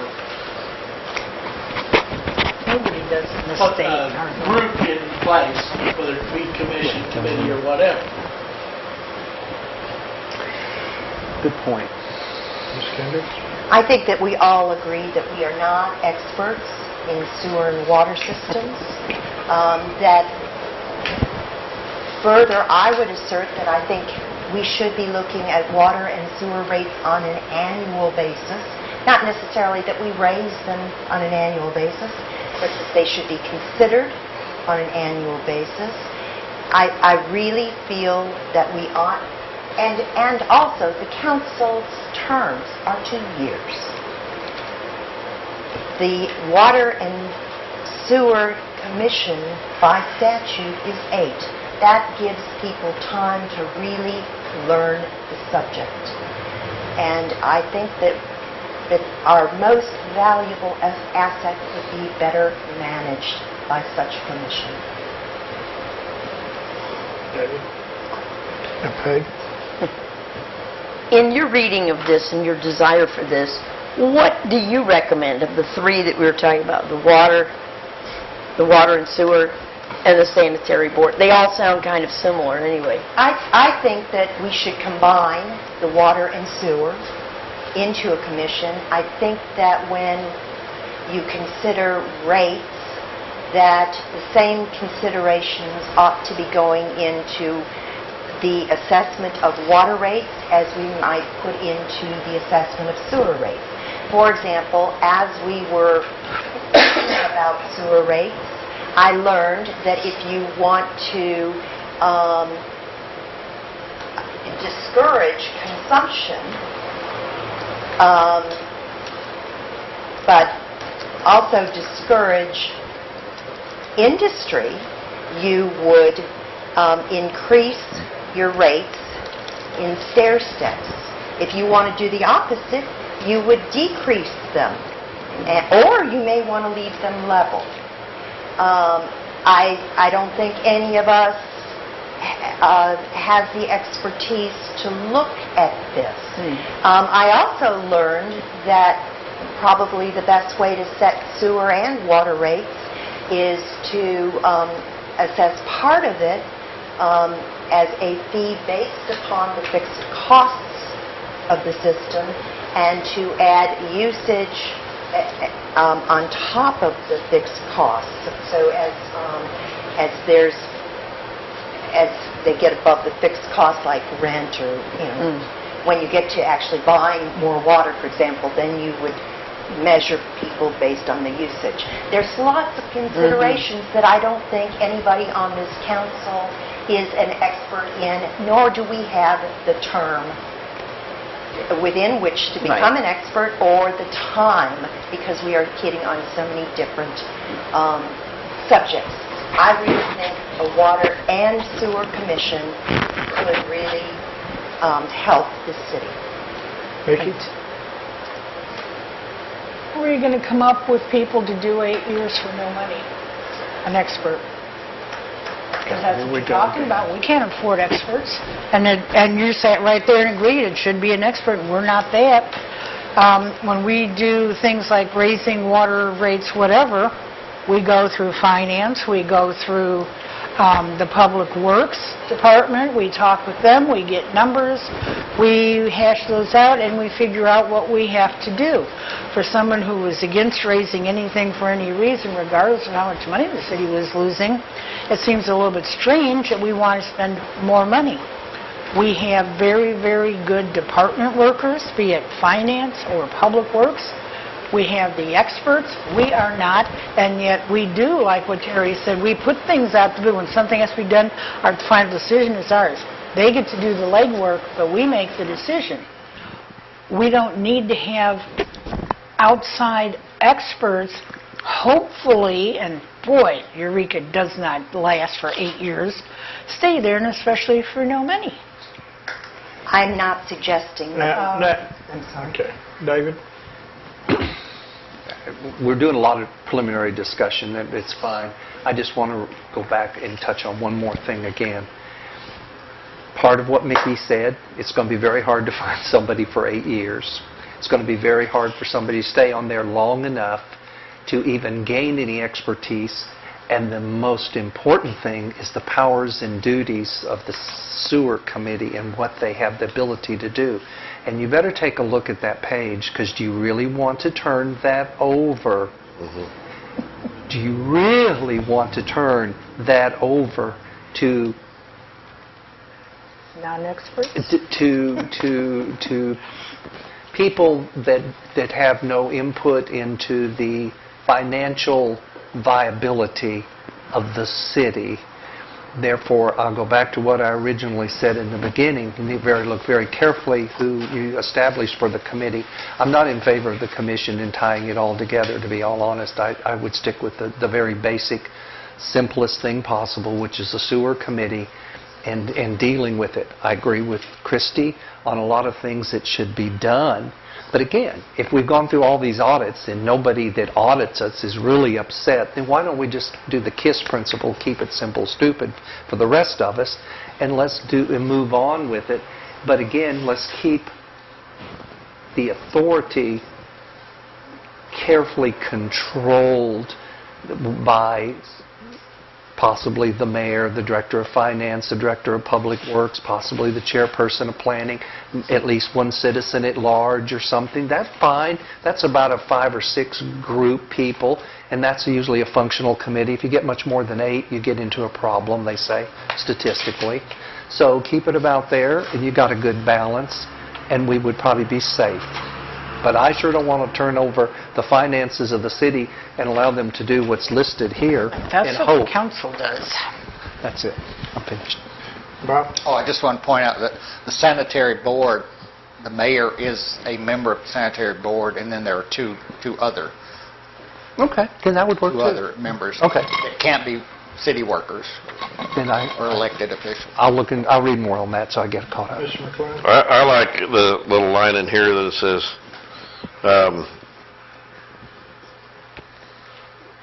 any commissioner appointed by the provision of the subchapter may be removed for a cause upon a 2/3 vote of the duly elected qualified members of the city council. I thought it said with or without cause. How about that? And why I'm referring to that, because we've been having that discussion in regards to other commissions. And so it is something it looks like we can do. At least in this commission. I thought it said you didn't have to have cause.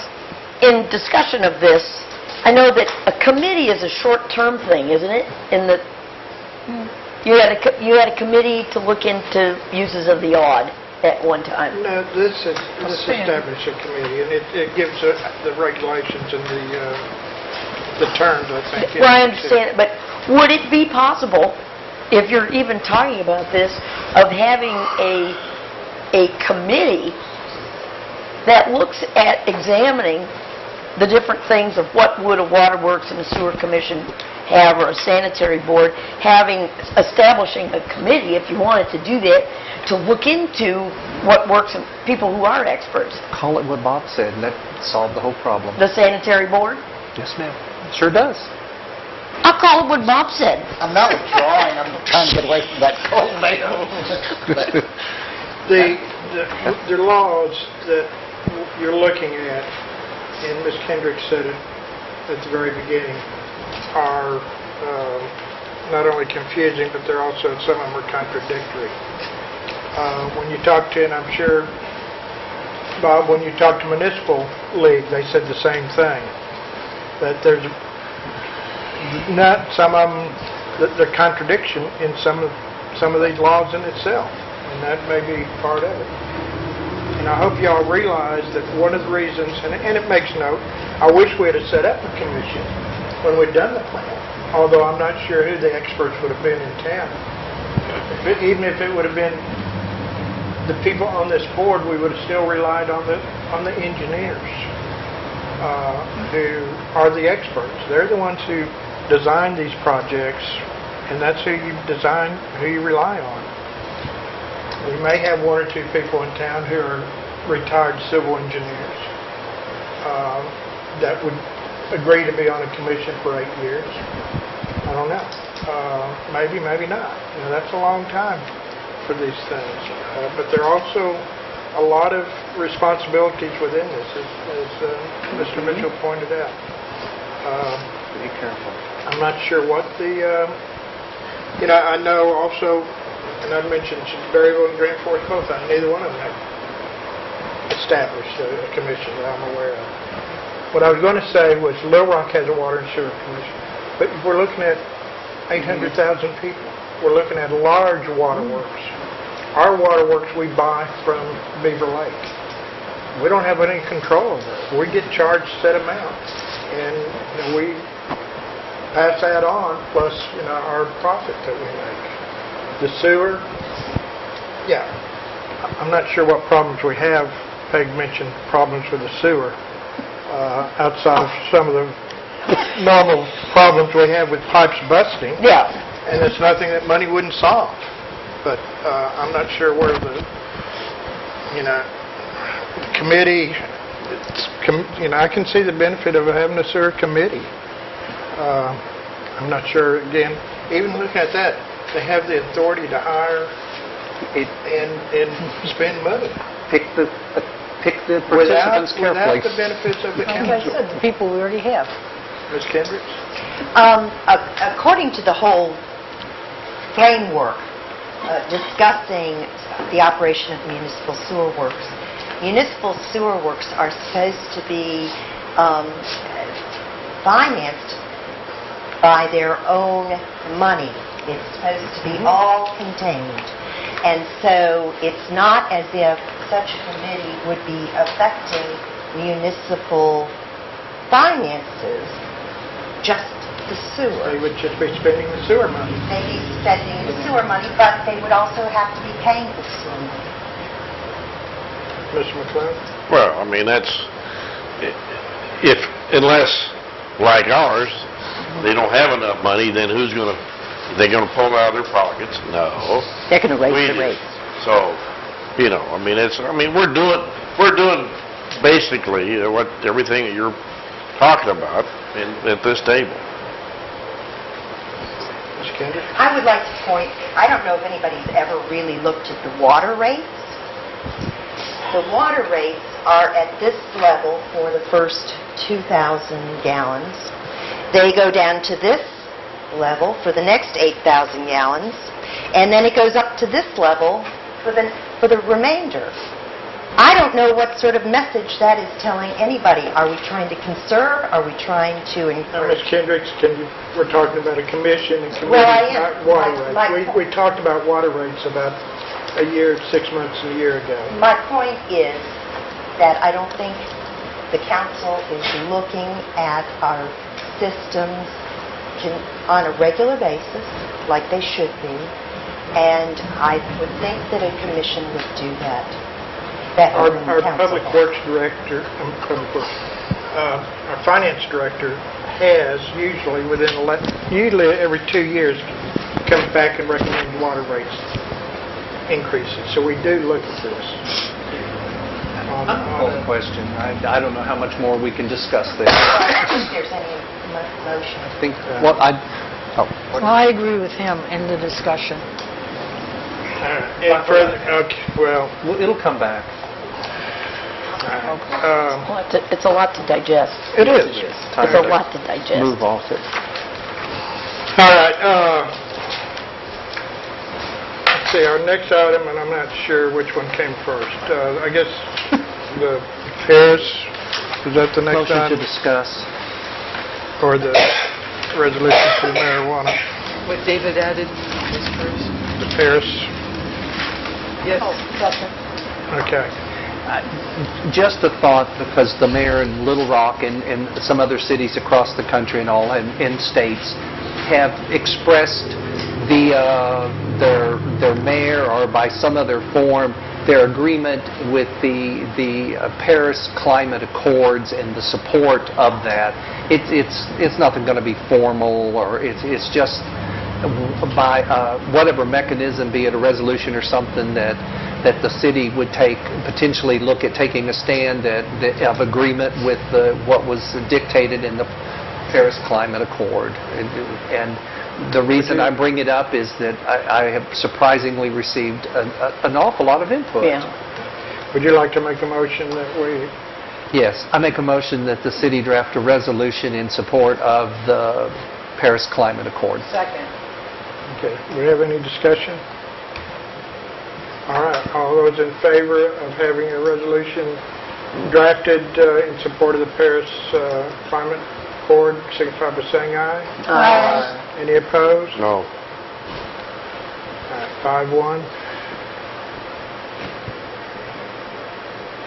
All right, next item of business is in your packets. I think we have a resolution in support of medical marijuana. Thought. Oh, we do. Awesome. Don't you just love looking at We your do? mail? Just thought we were going to discuss it earlier. Okay. Yes, there is a proposed resolution with no number on the top right.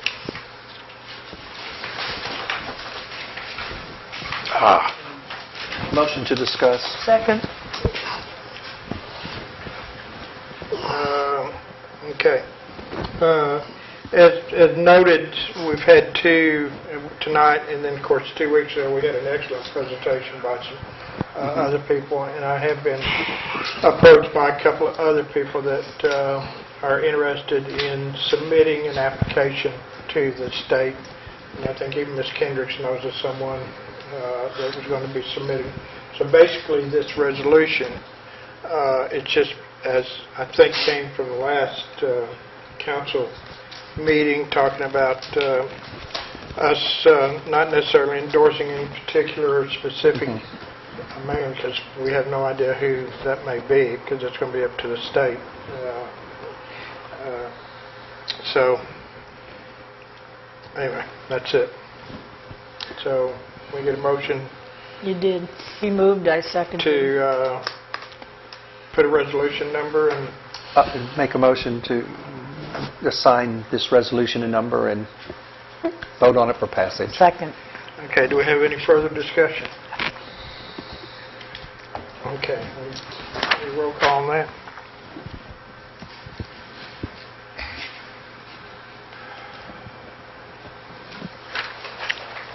Mr. Mitchell? Yes. Mr. Thomas? Yes. Ms. Schneider? Definitely yes. Ms. Adamson? Yes. Ms. Kendrick? Yes. Mr. McClung? Yes. 6-0. Resolution number will be 711. A resolution in support of establishment of medical marijuana dispensary within Eureka Springs, Arkansas. Whereas the City Council of Eureka Springs, Arkansas, having been informed that the state has approved certain legislation, rules, and regulations to allow the establishment of a limited number of facilities throughout the state to dispense marijuana for medical use, and whereas the City of Eureka Springs is aware that various groups would like to establish one or more of these facilities in Eureka Springs, and whereas the City Council of Eureka Springs believes it would be in the best interest of the city and its citizens to have such a facility in Eureka Springs, Arkansas. Now therefore be it resolved by the City Council of Eureka Springs, Arkansas, that this council wishes to express its support for the establishment of one or more facilities to dispense marijuana for medical use within the corporate city limits of Eureka Springs, Arkansas. Thank you, guys. All right, our next order, I think, is probably a motion to discuss ex parte discussion, and probably Mr. Weaver. So moved. Okay. Got it. You get a second? Second. Mr. Weaver, do you want to... I have been asked by various people what is ex parte and what isn't. I've talked to city council members at various times over the years, and I guess I'm being asked at this point for kind of a little update, just so people have an idea of what is and what isn't proper. There's an extensive pamphlet that the Municipal League puts out that you can read, but basically what I'm constantly reminded to warn various commissioners, council members, committee members, others, is that if you're going to vote on something, don't discuss it outside the hearing of the press, or at least when the press has been notified that it's going to occur. And that means in any form, fashion, or don't send smoke signals, don't send emails to your co-members that are going to vote. Don't tell me to go tell one of them what you're going to vote, or what you're going to say, or what you're going to do. Because potentially you're going to violate the rules of FOIA, and when you do, sooner or later someone is going to complain, and it does carry criminal penalties. Also contain civil penalties, but the criminal ones can get you fined, removed, and it doesn't just mean the council, it means the commissions, where they're going to vote also. The commissioners need to be careful. But any of the bodies that are going to vote need to be very cautious about starting email chains. That's where it usually gets anymore, is someone sends an email, and if they think they're going to include the press, that's going to cover it. It doesn't necessarily do that. Sending it to the press is maybe going to mitigate some of it, but it's not going to keep it from being a violation if you're talking about what's going on, because the freedom of information doesn't just apply to the press. It applies to the general public too. But if an email goes out to each of us and the press, then a citizen can do an FOIA and get that whole conversation, so why wouldn't that be considered in the public? Courts in the past have considered that placing an extra step on the requirements of the citizens to do that. They'd have to know about it or something? If you're talking at this table and anyone avails themselves of turning on the television or turning on the internet later and catching the rebroadcast, or want to come down here in person, they should be able to hear why you're going to vote a particular way or how you're going to vote with everyone else.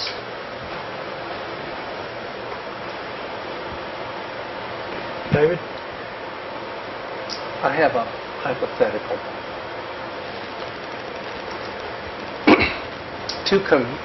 Two council members are voted on by the council to sit on, well, let's say the CAPC committee.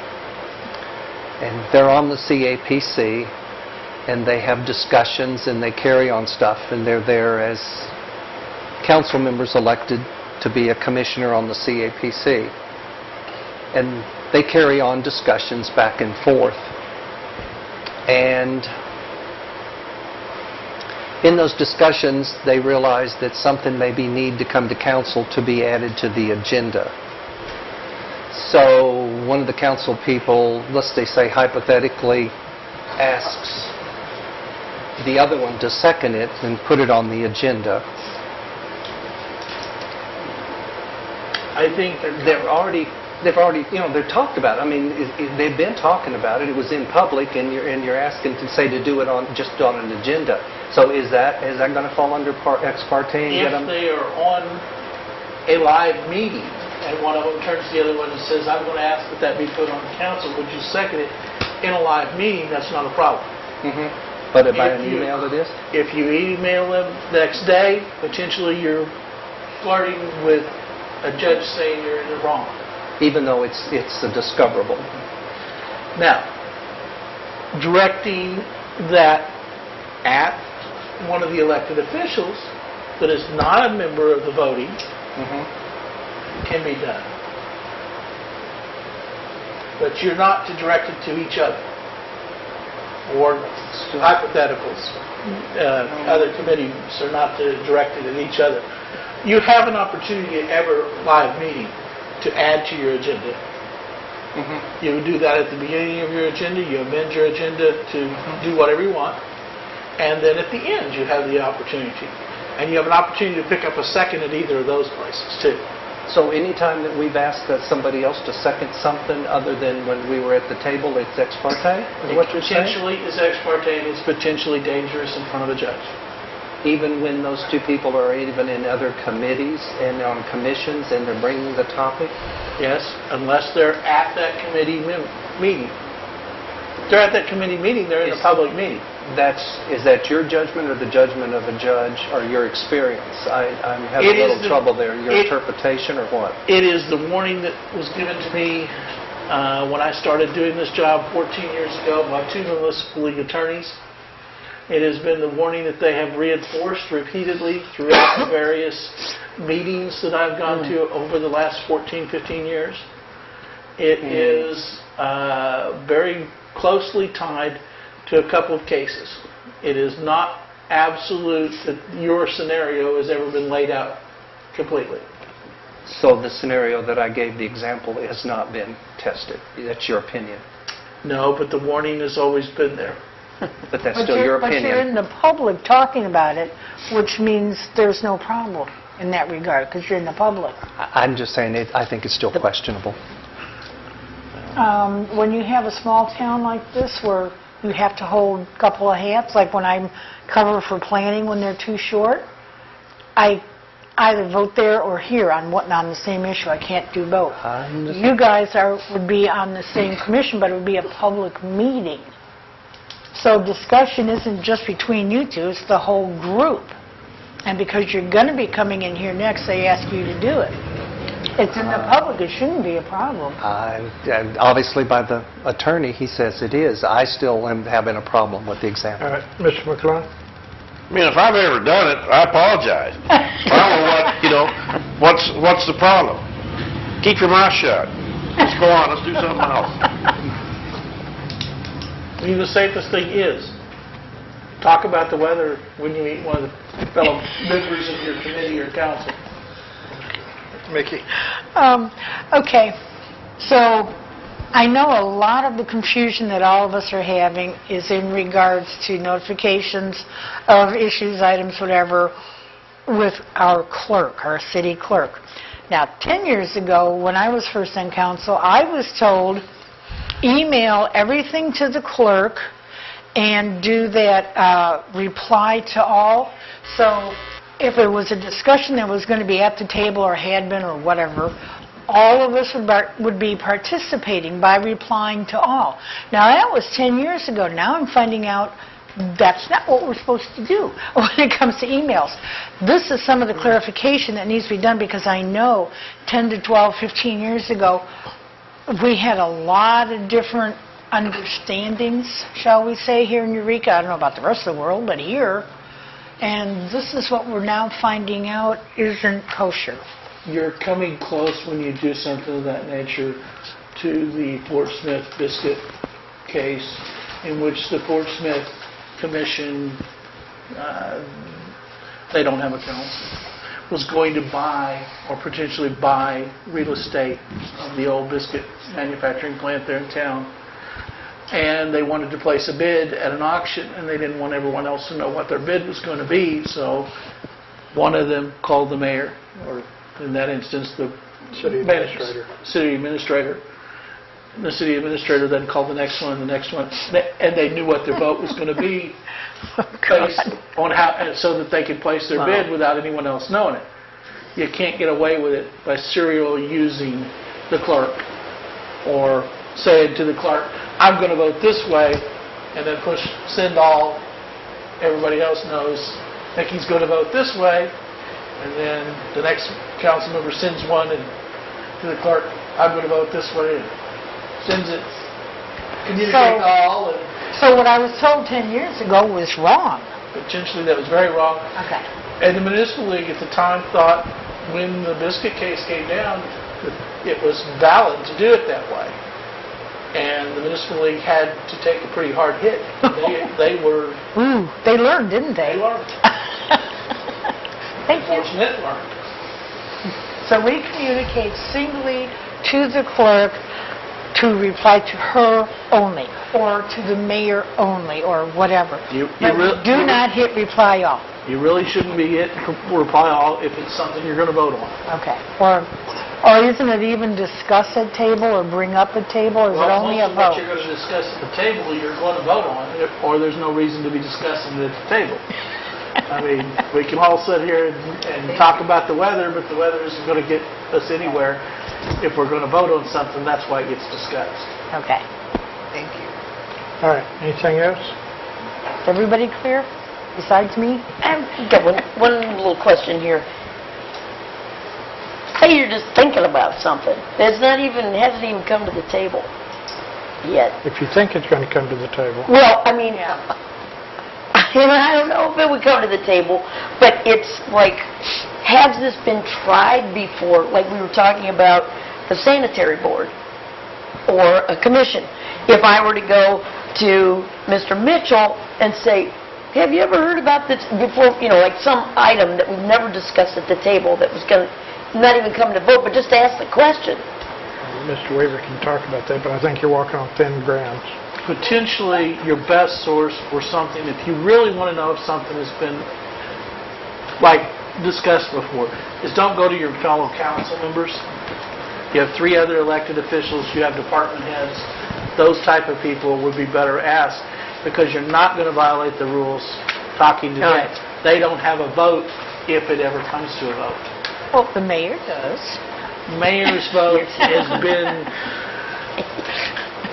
That's not been litigated real well, but because the mayor doesn't have an absolute right to vote, but only can vote in a tie, and then there are other limited situations when he still can't vote. Right.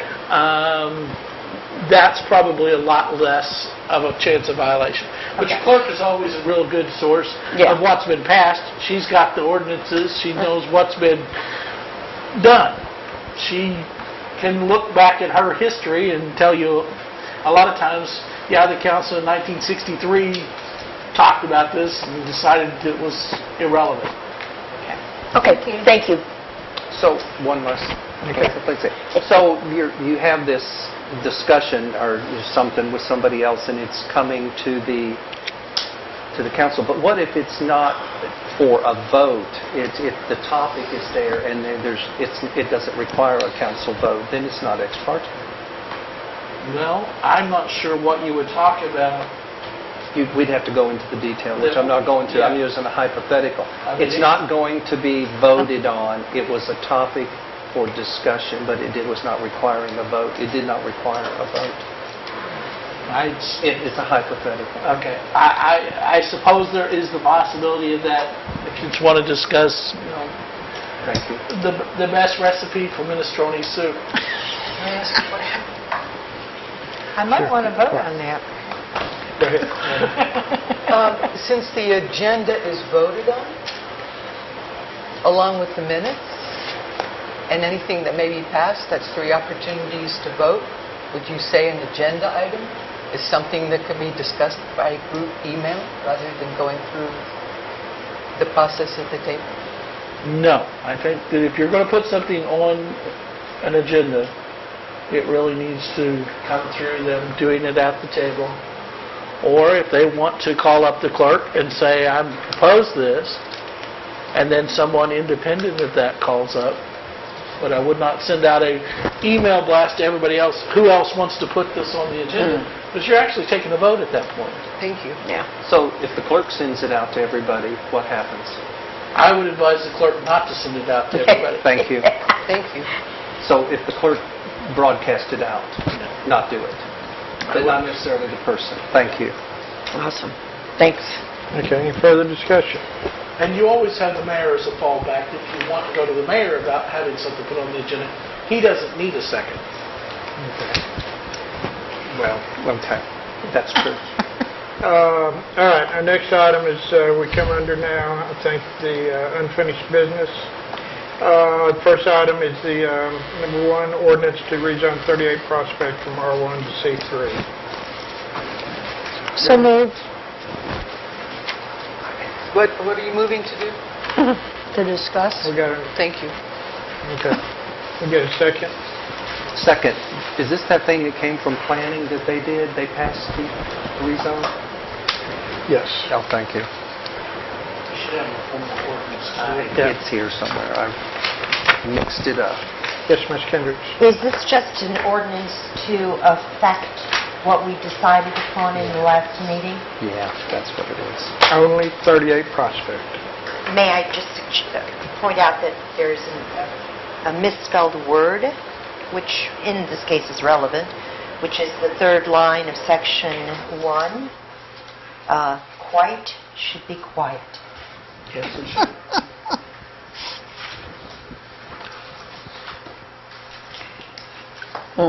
Spell check doesn't quite cut it. All right. Got a discussion? Anyone?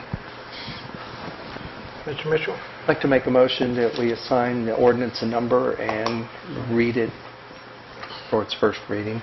Second. Any discussion? Let's get it moving. Mr. McClung? Okay, and I brought this up at the previous meeting, that you're leaving out the property next door, you're leaving it as R1. It's always, I was on the planning commission a long time. I've been on the council, and over the years, it's always been the idea to keep things contiguous and not spot zone. Now, if you got to, look at a wall that you're getting ready to paint, and it's a blue wall, and you paint it all green except that one spot, and you leave it that way. It's not going to look right. It's not right. So, I think I have nothing against making it C1. But I don't think you should skip a property in order to do that. It's just, keep it consistent. Ms. Kendrick? I understand where you're going. I think, however, that we need to follow, if we're going to rezone a property, it should be pursuant to that property owner's request, consistent with our procedures. And because there may be good reason for that property owner not to want it to, at this point, to be zoned commercial. For example, it may increase the assessment of their property. So I think that when we go about rezoning single properties, we can't just step next door and rezone that property without that property owner's application, etc. I do believe that when we look at the master plan, that would be the time, definitely, to bring that into the fold. What's the difference? If you do it, if the master plan, I'm sorry, I've spoke out of turn. David? I actually totally understand where Councilman McClung's coming from. I absolutely do, and I agree wholeheartedly that I don't like spot zoning. I got it. I absolutely don't. But why I'm in favor of this ordinance is because the McKinneys talk to the people next door. The people next door are having particular health issues. They can't put the rock wall up in the back. They can't afford the commercial that it would change their taxes to, and they've asked to be exempted. I just can't see forcing them into a situation that they can't afford or want at this time. But I totally understand what the councilman. I 100% agree with him, and I'm not. But I'm still in favor of doing this because I think it's right. And Vicki? I agree thoroughly with David. And actually, the neighbors, it pretty much is their request to not be included. And it is just the one spot. And like David said, I hate this idea of spot changing. We either tell the people requesting it no, or can really cause a financial problem, which was my question at the last meeting. was the financial situation of those neighbors, and it's not good. One last thing, on the case of McKinney too, let's remember that is a huge chunk of property. And about the only thing it's good for is probably a tourist lodging or B&B. It's not going to sell as a house, folks. So we're really also considering that piece of property and what it is capable of being. And there's a certain case, these massive, huge homes, it's not going to be a restaurant and all the other stuff. So it's very limited. And That's pure speculation. You know, whether it's going to be used as a residence or a business, that's just conjecture. That, you know, there's a lot of homes in town that are large that are single-family homes. So that's, you know, that doesn't wash. The thing about it is, and I'm sorry that somebody's having financial problems, but I hate to make it look like somebody's been singled out and given something, and the city's not being consistent. You know, I hate it for people too, but it, you know, either you do it one way or you don't. And if you're going to jump here and jump there, for what, you know, and the intentions are always great, but you know what? It ain't the way to do it. Sorry. Didn't this used to be commercial, that property? Which one am I thinking of? it was under a CUP. Okay, I was thinking it was that one. Bob? Well, I was just going to say, when someone applies for the zoning change, the neighbors have to be consulted. If I thought letting my next-door neighbor go C3 would mean that I automatically had to go C3 too, I would probably be opposed to him getting a C3. Yeah. You know, I think that the people in this R1 house agreed with the C3 for their next-door neighbor, but if they had thought, well, you know, it's automatically going to make us C3, they might have been resistant to it. So. I didn't take the time to call, and I probably should have, but did anybody call the tax people and see if that automatically draws that up, the tax on that property? I don't think we know that for sure, do we? I don't. Ms. Kendrick? I do know that the assessment on commercial is different than Well, residential. sure, I know it's different, but on a change like this, does that necessarily automatically draw it up? I don't know. Maybe not. I'm not a attorney. Sometimes it'll actually draw it down. Because you're putting a resident then in a commercial zone.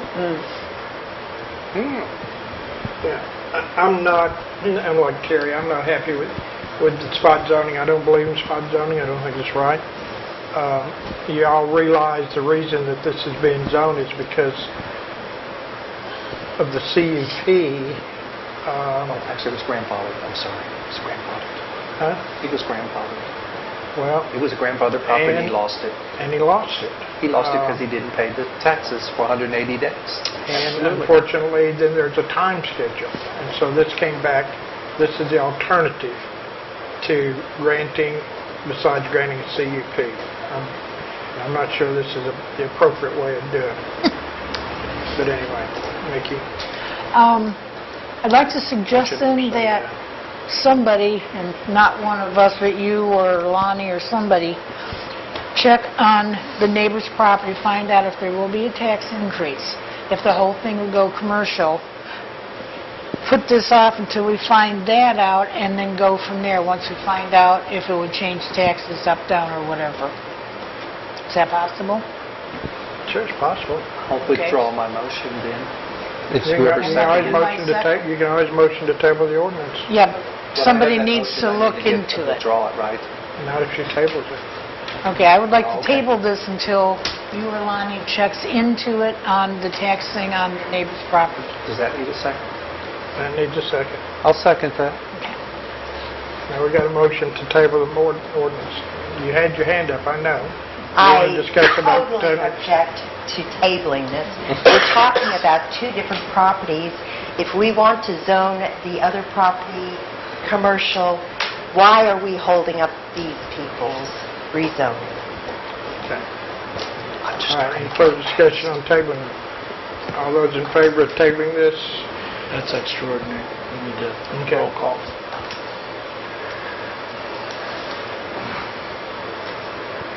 And you really need a time frame in your table. Next meeting, please. Yeah.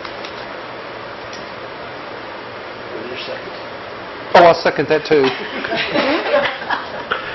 I thought I had said next meeting, I guess not. You might have, but I don't think so. Nope. Mr. McClung? Yes. Ms. Kendrick? May I clarify, we are voting on the motion to Tabling. table? To table. No. Ms. Adamson? Yes. Mr. Thomas? Yes. Ms. Schneider? Yes? Mr. Mitchell? Yes. 5-1. All right. Get a motion to discuss update on the community center So moved. Second? deal. I did talk with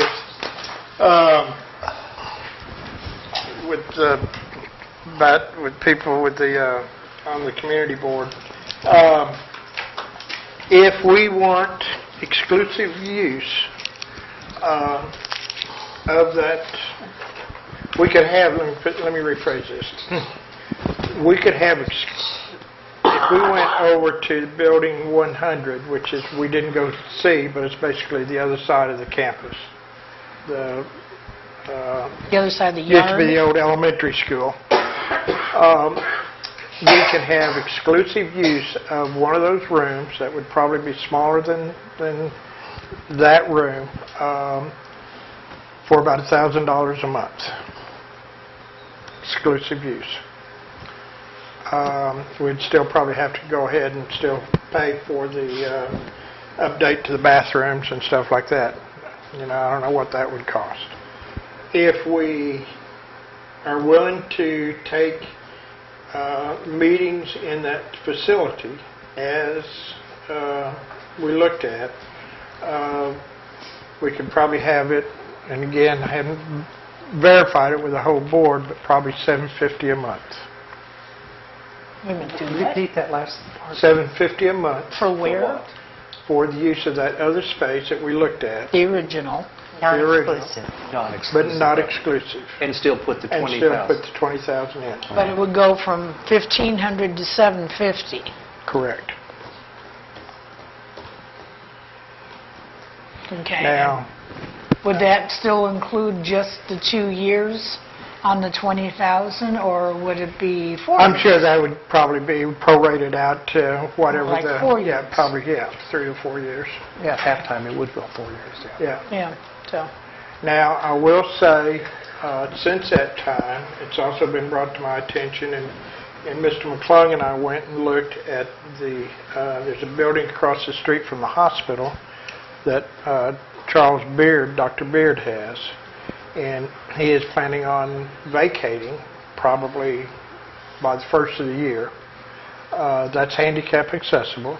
It's got handicap bathrooms in it, Tell them who owns it. and the city owns it. The city owns it? The city owns it. Turns out. it's a doctor's office I used- right now. And it would need remodeling. You know, I don't know, Terry and I need to go up and look and see, but I think it could be handled. You know, we probably wouldn't get 50 people in there, but we could probably get 30, maybe 20 to 30, more than in here. And there's also a basement in there, so for additional offices, Storage, whatever. storage, whatever, on there. Terry and I are going to go up and do some measuring and see exactly how big it is and what we think can be done. It would take some demolition work, a lot of demolition work to make it into an area. But it's there and there. So, Mickey? Even though this is early, have you or anyone talked to the hospital in regards to, on a meeting night, people parking in the back lot? Do you think there would be a problem? I mean, I know it's our property, but we are leasing it. I don't think so. Unless the helicopter has to land and you got to move. Yeah. See, that's a problem. They don't use it. I also would like to tell everyone that I have located another spot that I think I'm guessing between 1,200 and 1,500 square feet, handicap accessible, handicap bathroom. It would be for our exclusive use, and it would be well under $1,000 a month. What's well under? Pardon? You know, I didn't know exactly what the well under. Is it $750 a month? Well, I think he's asking $850. $850, okay. do we get to find out where? Because this is something we've already looked into? I've let the mayor know. I don't know that, It's up in Rex Guston's. I think it's where the... My store used to be. it was Yeah, where the the Amish connection was. Okay. Yeah, Oh, it's what's left over from what Ron Fanning is going to rent. Yeah. Okay. You know, having been in Dr. Beard's former office and everything, and the layout in there, if a lot of those walls are non-weight bearing and can be taken down, and I would assume Bobby Ray should be able to tell you pretty quick if that would be true. I would assume that.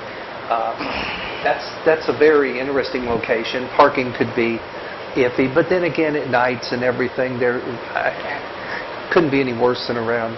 Well, And how often do we hear a siren but out the here? building is owned by the city. It's not part of the hospital lease. It's not under the jurisdiction of the hospital commission. It is city-owned property.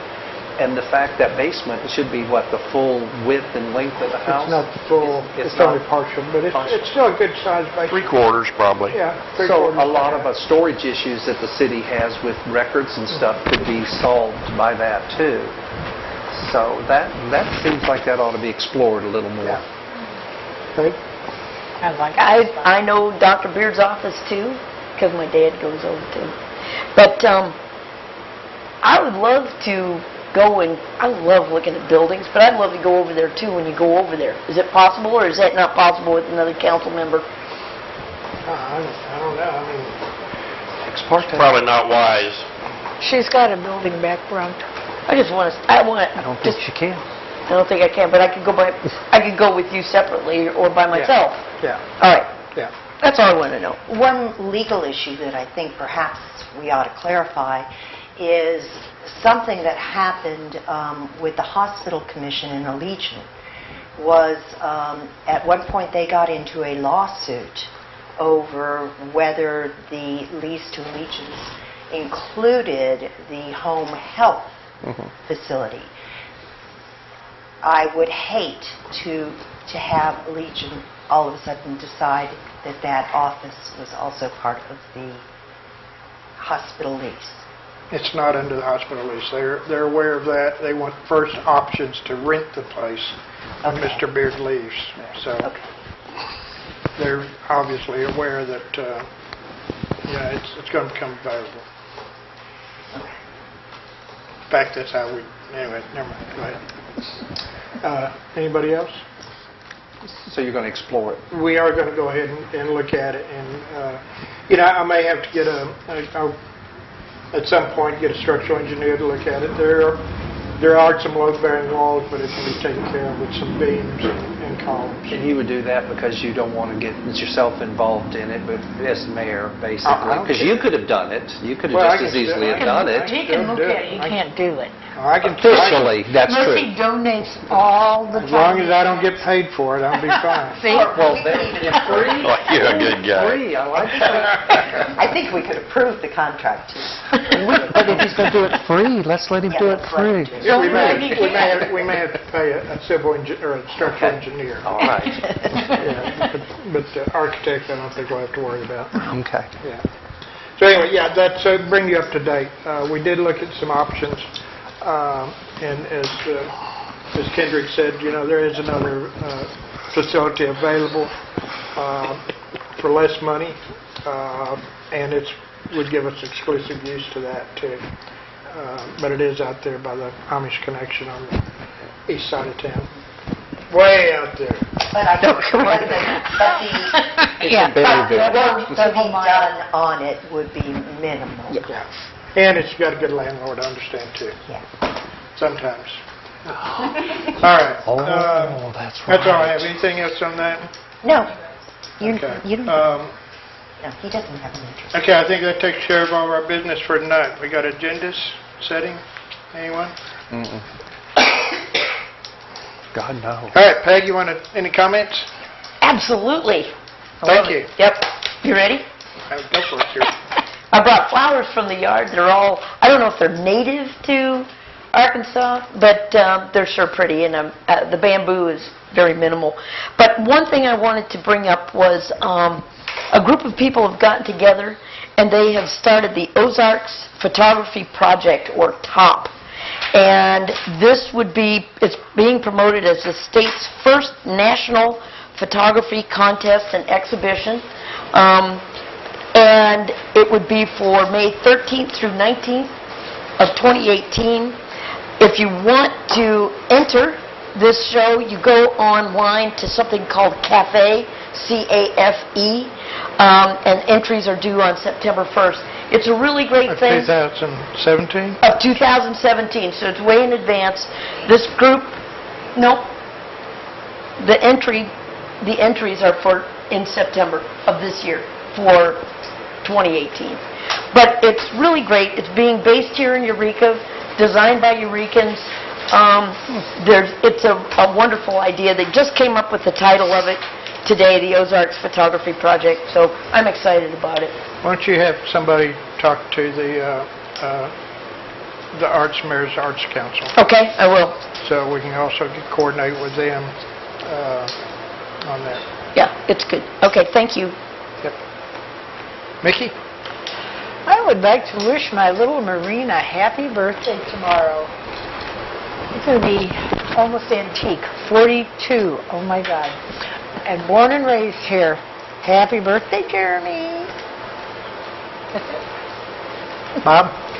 Yeah, well, I would just like to say that we had a wonderful Memorial Day in the cemetery. I'm sorry a lot of you missed it, but it was a really nice day. But more importantly, there was a woman in the cemetery who wanted me to give her the rules and regulations for the cemetery, and she wrote her email address down on a piece of paper, and I stuck it in my pocket, and I just have no idea what happened to it, so... It's in the washer. Huh? You washed it. No, I never washed my jeans.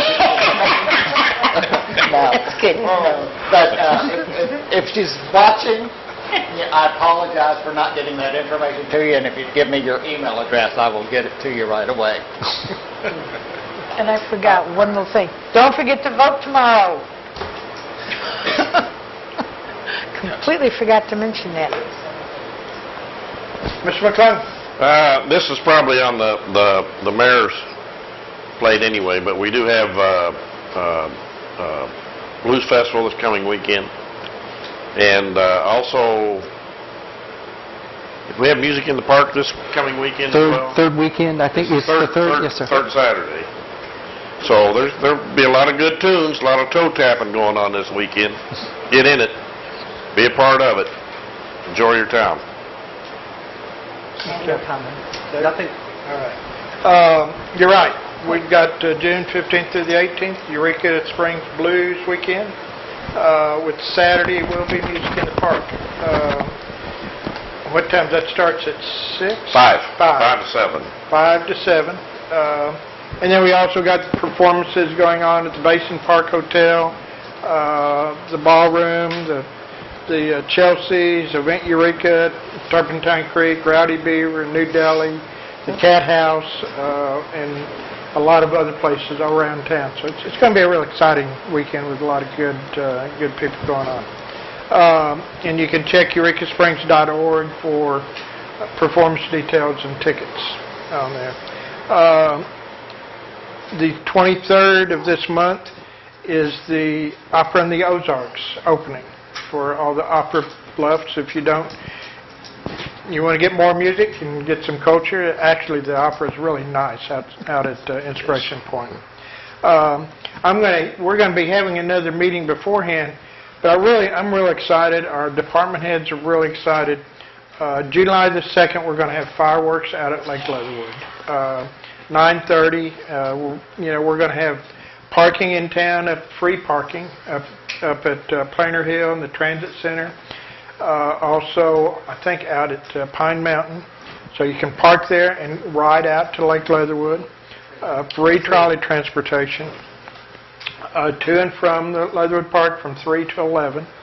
Parking at Lake Leatherwood is going to be $5 a vehicle if you want to have to park out there if you want to go.